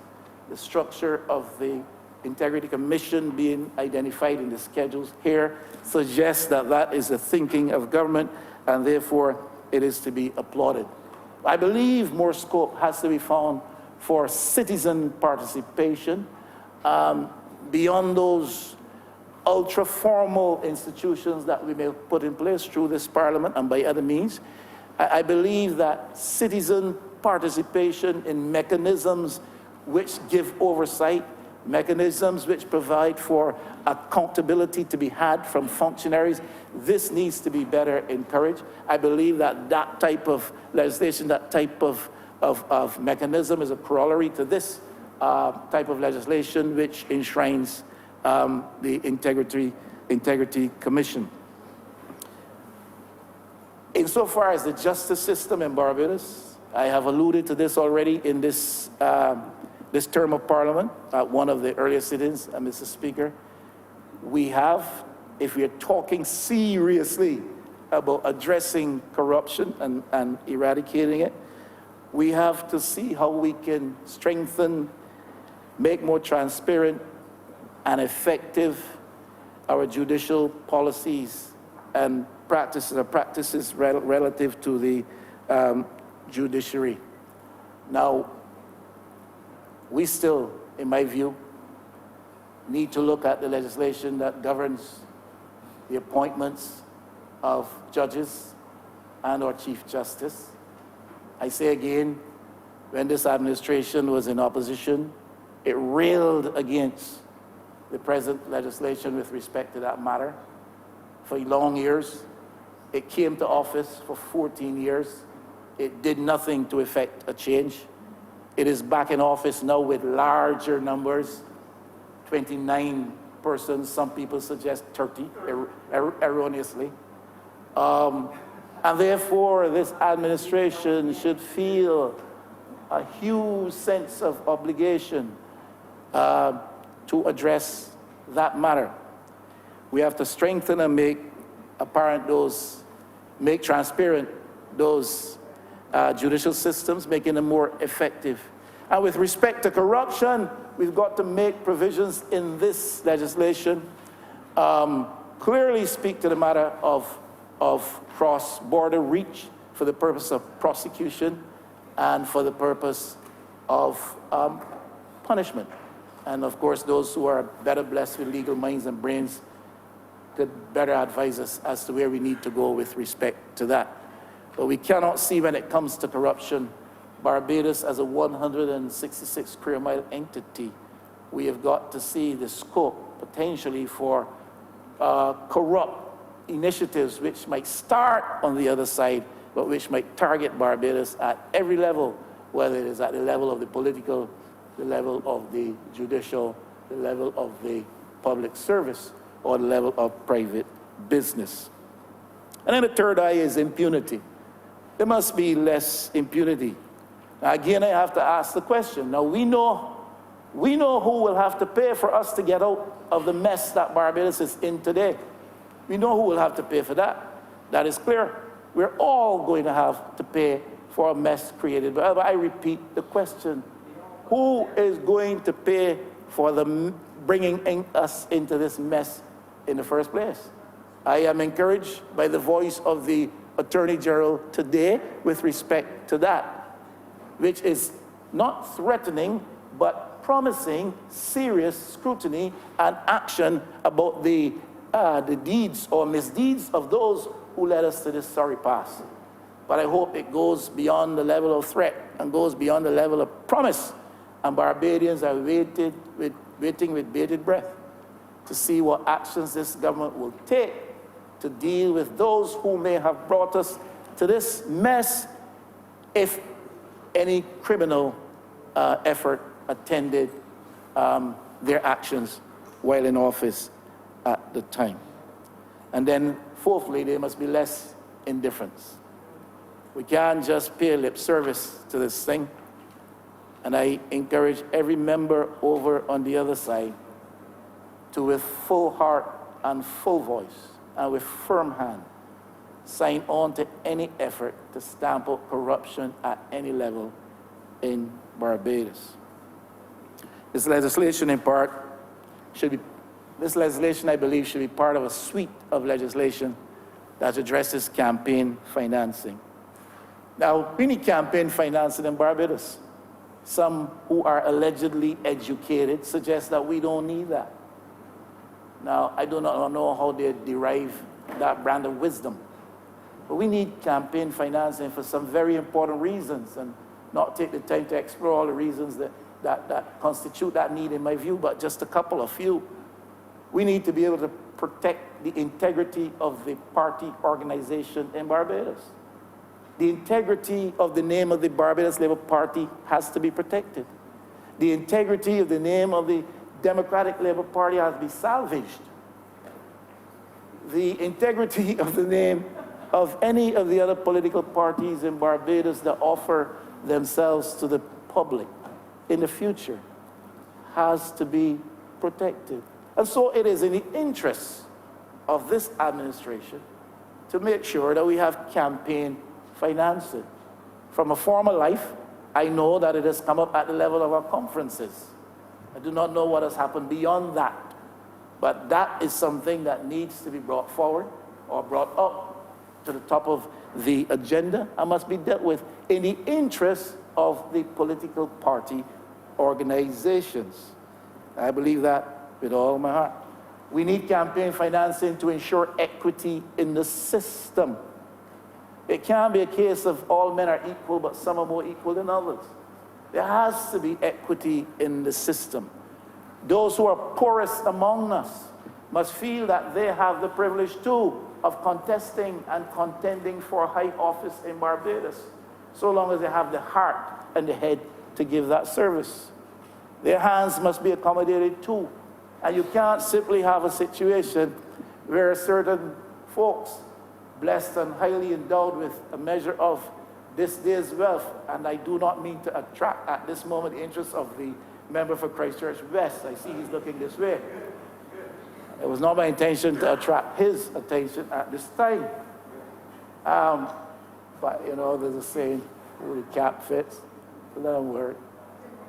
And the point is, it cannot be that the practice of politics in Barbados and the privilege of government or office in government in Barbados is limited to those who are well endowed with their legitimately earned resources or resources bestowed upon them, or certainly resources acquired otherwise.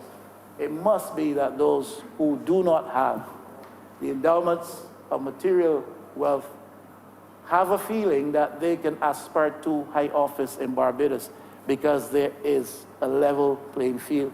And so equity has to be provided in the system. We have to defy the criminal element because there are people, and you on the other side know it, and we on this side know it. That there is, we on this side know it. There is an element in Barbados who believes it is one of their principal callings in life to try to buy politicians. And that is how they seek to advance themselves. Because our system allows for contributions to political parties and to campaigns which are not recognized or recorded or made public. They believe that they can give Minister so-and-so or politician A or politician B X amount of wherewithal. And so politician A or B is indebted while in office, sometimes beyond office, to them.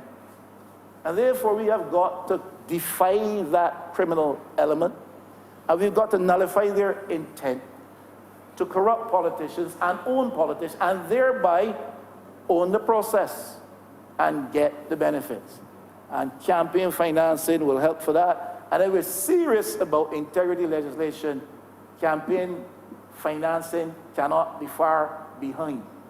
Else, integrity in public life legislation is a formality and not a reality.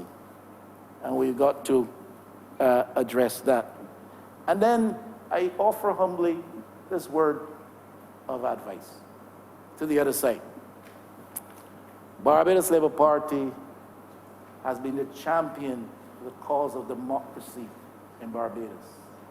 It has built the platform of democracy upon which our practice of governance is lodged, and soundly so. Started with the Grandy Adams era, adult suffrage, the expansion of democratic rights and privilege universally across Barbados. So that is the legacy of this party. And I have said in another life, and said it repeatedly so inside the bowels of that organization and outside, that this 2018 Barbados Labour Party team, while it wrestles with the issues and challenges around the economy, must also see it as one of their principal mandates and priorities, the business of further expanding the democratic privilege in Barbados to include economic democracy, so that people like myself will be able to comfortably stand up and look the member for Christchurch West fully in his eyes, face to face, and not feel like I am unequal because I am. Yeah, I know that. And a colleague. Yeah, and a colleague. And so we're saying that we've got to expand that platform of democracy, even economic democracy. However, if we are to do that, we have got to understand what our origin is, what is our heritage, what is the ethos of this organization. We're builders of democracy.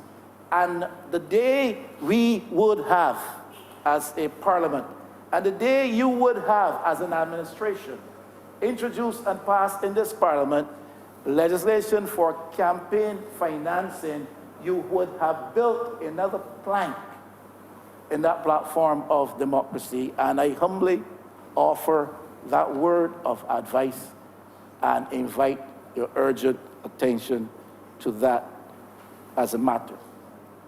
Now,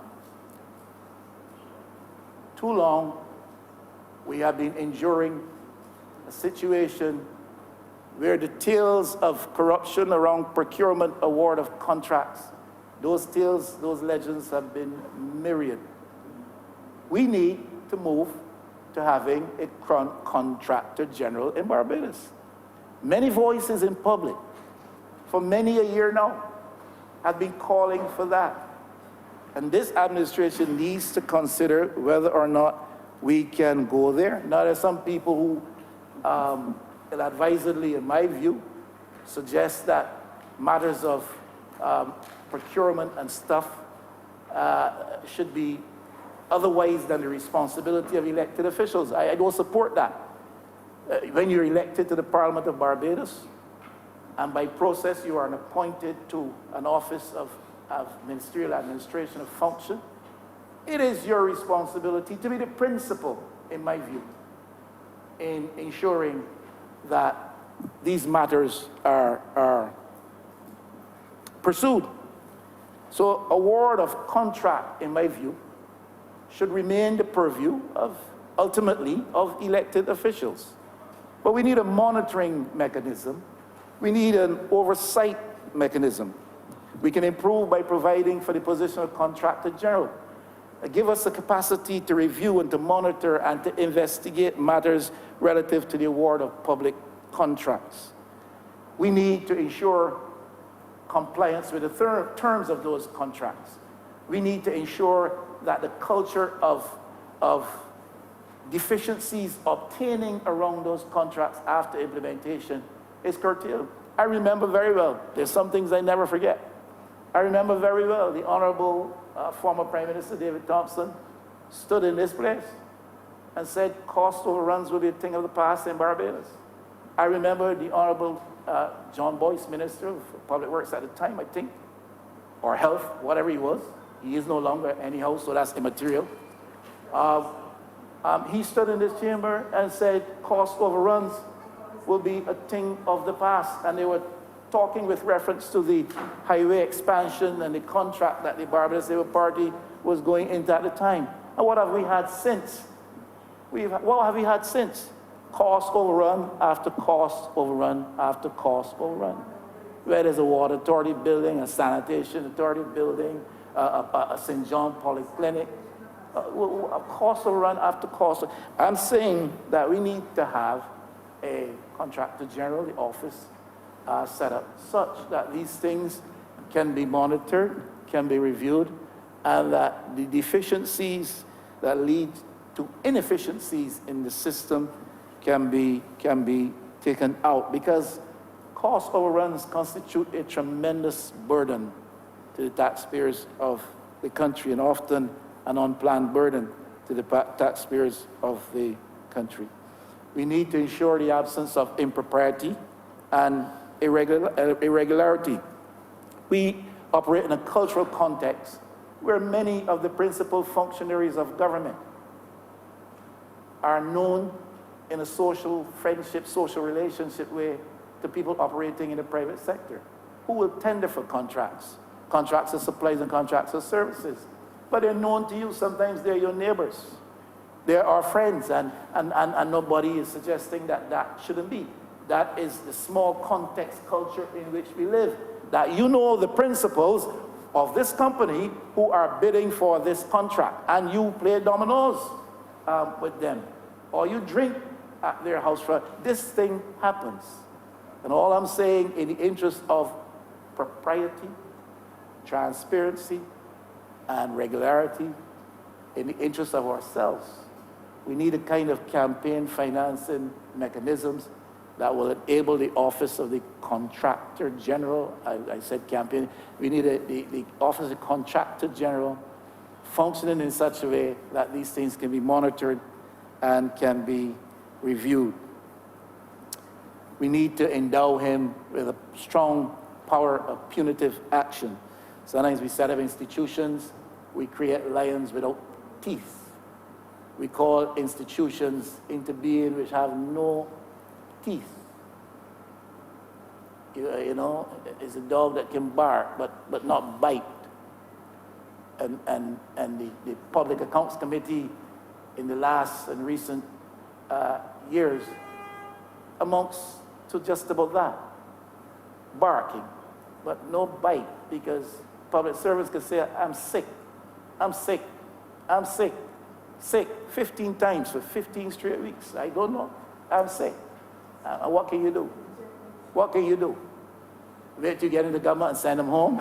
But that is not always the answer.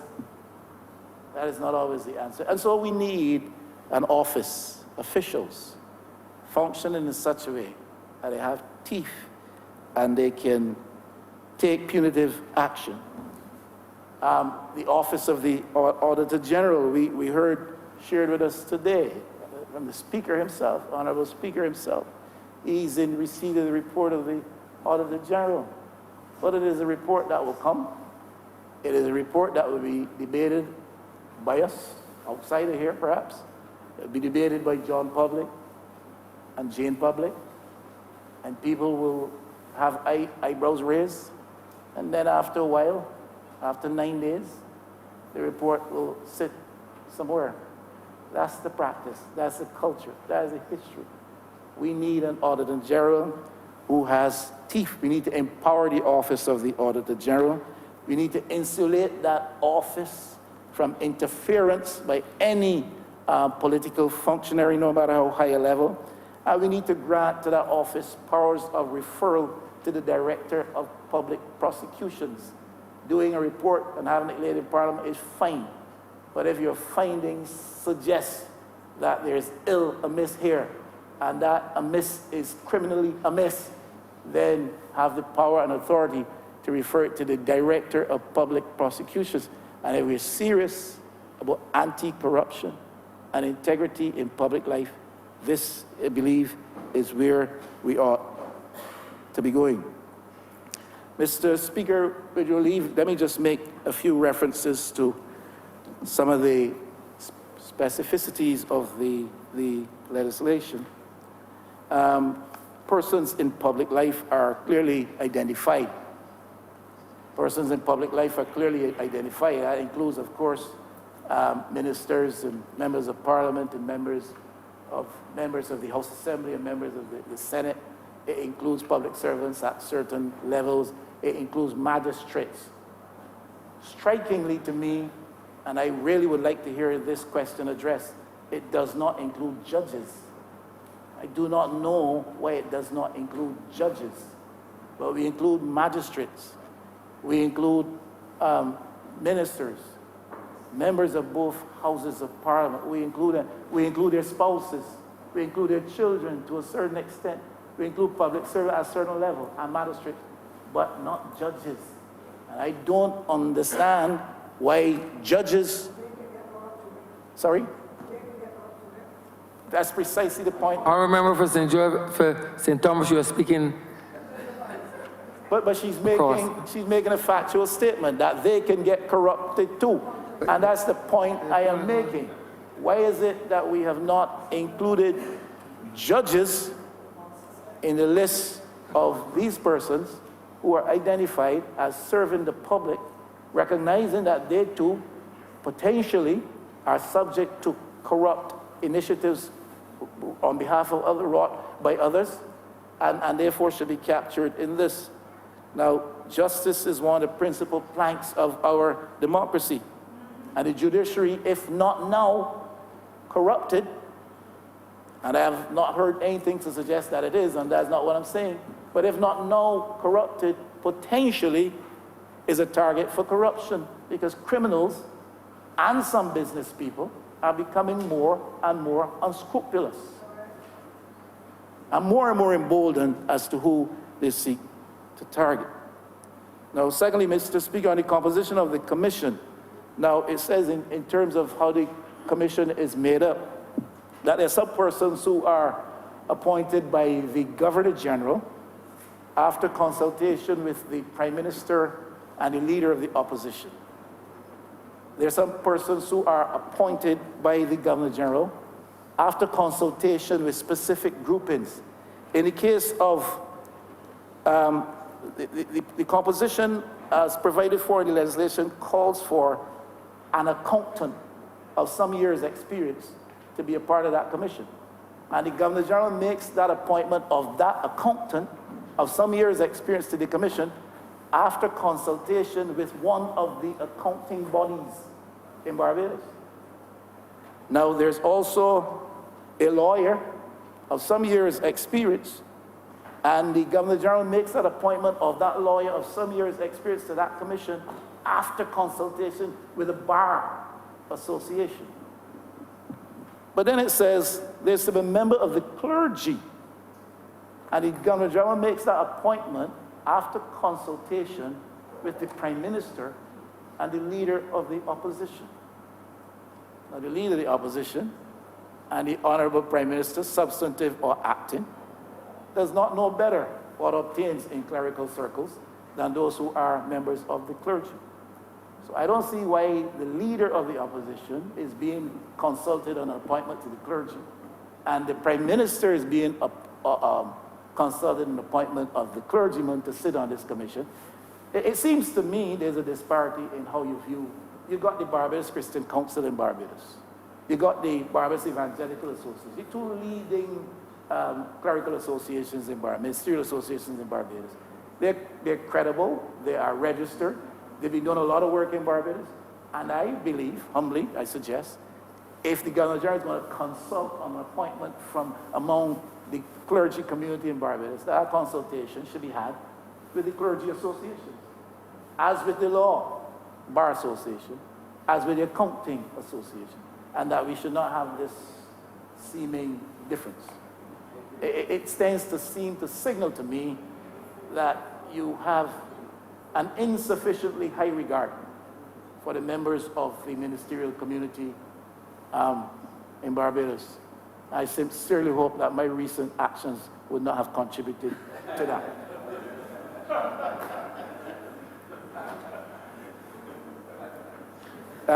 Mr. Speaker, on the matter of secrecy, in section 35, 1 and 2, it talks about persons who share information that is supposed to be secret and confidential and provides for penalties. But I believe it should also provide for penalty and punishment for those who receive that information, because corruption usually involves at least two parties. And in this instance, if you're sharing confidential and secret information, you're sharing it with somebody who is receiving it, and that body should be as guilty and therefore should feel some of the punitive response with respect to that if they knowingly receive that, knowing it to be illegally transmitted. Confidentiality, Mr. Speaker, is critical in our culture. Section 7 talks about a report from the Commission to the Office of the Prime Minister, I think annually. And the point I am trying to raise here is that we need to know what is the scope of this report, because I get the impression it is not only a financial report. So the Commission is sending a report annually to the Office of the Prime Minister on its activities. Now, this Commission is supposed to be independent, autonomous, and dealing with all kinds of confidential matters in relation to government functionaries, including the Prime Minister. And in my view, there's something that has to be clarified here as to why this Commission is reporting to the Office of the Prime Minister. I'm questioning what will be the scope of that report, and I'm questioning that that report should not disclose matters which were subject to the confidentiality of its, the presiding of that commission. All I'm saying is we've got to be careful that we guard against potential prime ministerial abuse of power. and I am not in any way suggesting this in any way relative to the incumbent, the Honourable Member for St. Michael North East, or the acting Prime Minister today, the Honourable Member for St. Michael South East. I am not imputing any disposition towards abuse of power to the current holders of that office. Just speaking in a general way and saying if this commission is independent, autonomous, if many of its functionaries are the products of independent recommendations, so to speak, why is it that we have this commission reporting annually to the office of the Prime Minister and Minister of Finance, unless it has to do only with financial matters and in terms of preparing itself for being funded for the next year? We've got to be careful with the scope, and I don't believe it should reflect the kind of disclosure to which the Commission itself should be privy. No specifics of disclosure, in my view, Mr. Speaker, should be given them. The legislation speaks of the use of blind trusts. Blind trusts. And I think those in business in this place understand sometimes how people use blind trusts, especially in small cultures such as ours. And people have used this to mask the ill acquisition of wealth. People have used this to mask some of what they disclose, since they're not comfortable with fully disclosing how it was acquired.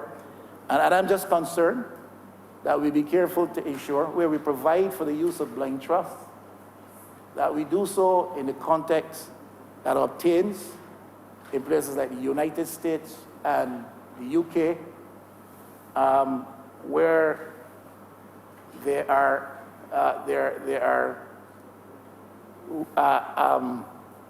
requirements which constrain significantly those who use blind trust from engaging in the kind of activity that simply helps them to hide from public scrutiny ill-gotten gains. And it seems to me between section 26 and 29 in this document is an attempt to ensure that our legislation squares with the best traditions coming from those jurisdictions with respect to the blind trust. We have an independent commission, yeah? We have that. We have full disclosure.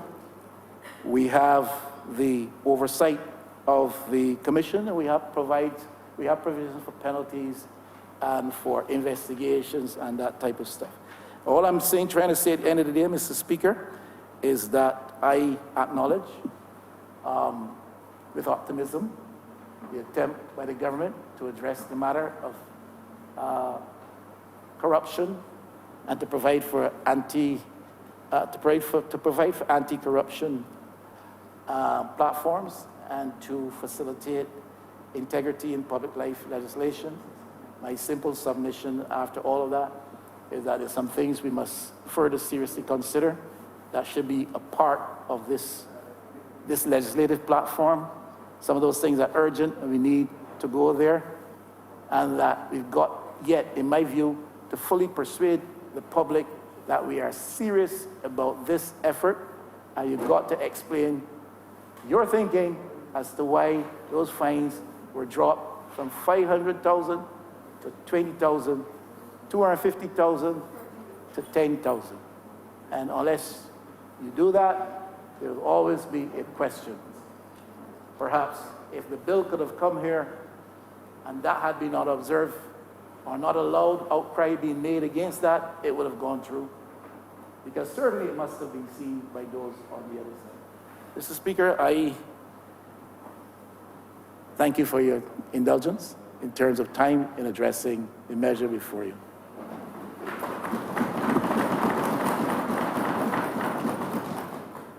Honourable Member for St. Michael South East.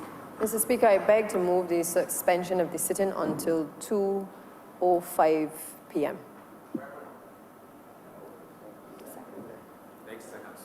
The question is that this Honourable House be suspended until 2:05 in the PM All honorable members in favor, please say aye. All those against, please say no. Meeting the ayes have it. This honorable chamber is suspended until 2:05 p.m.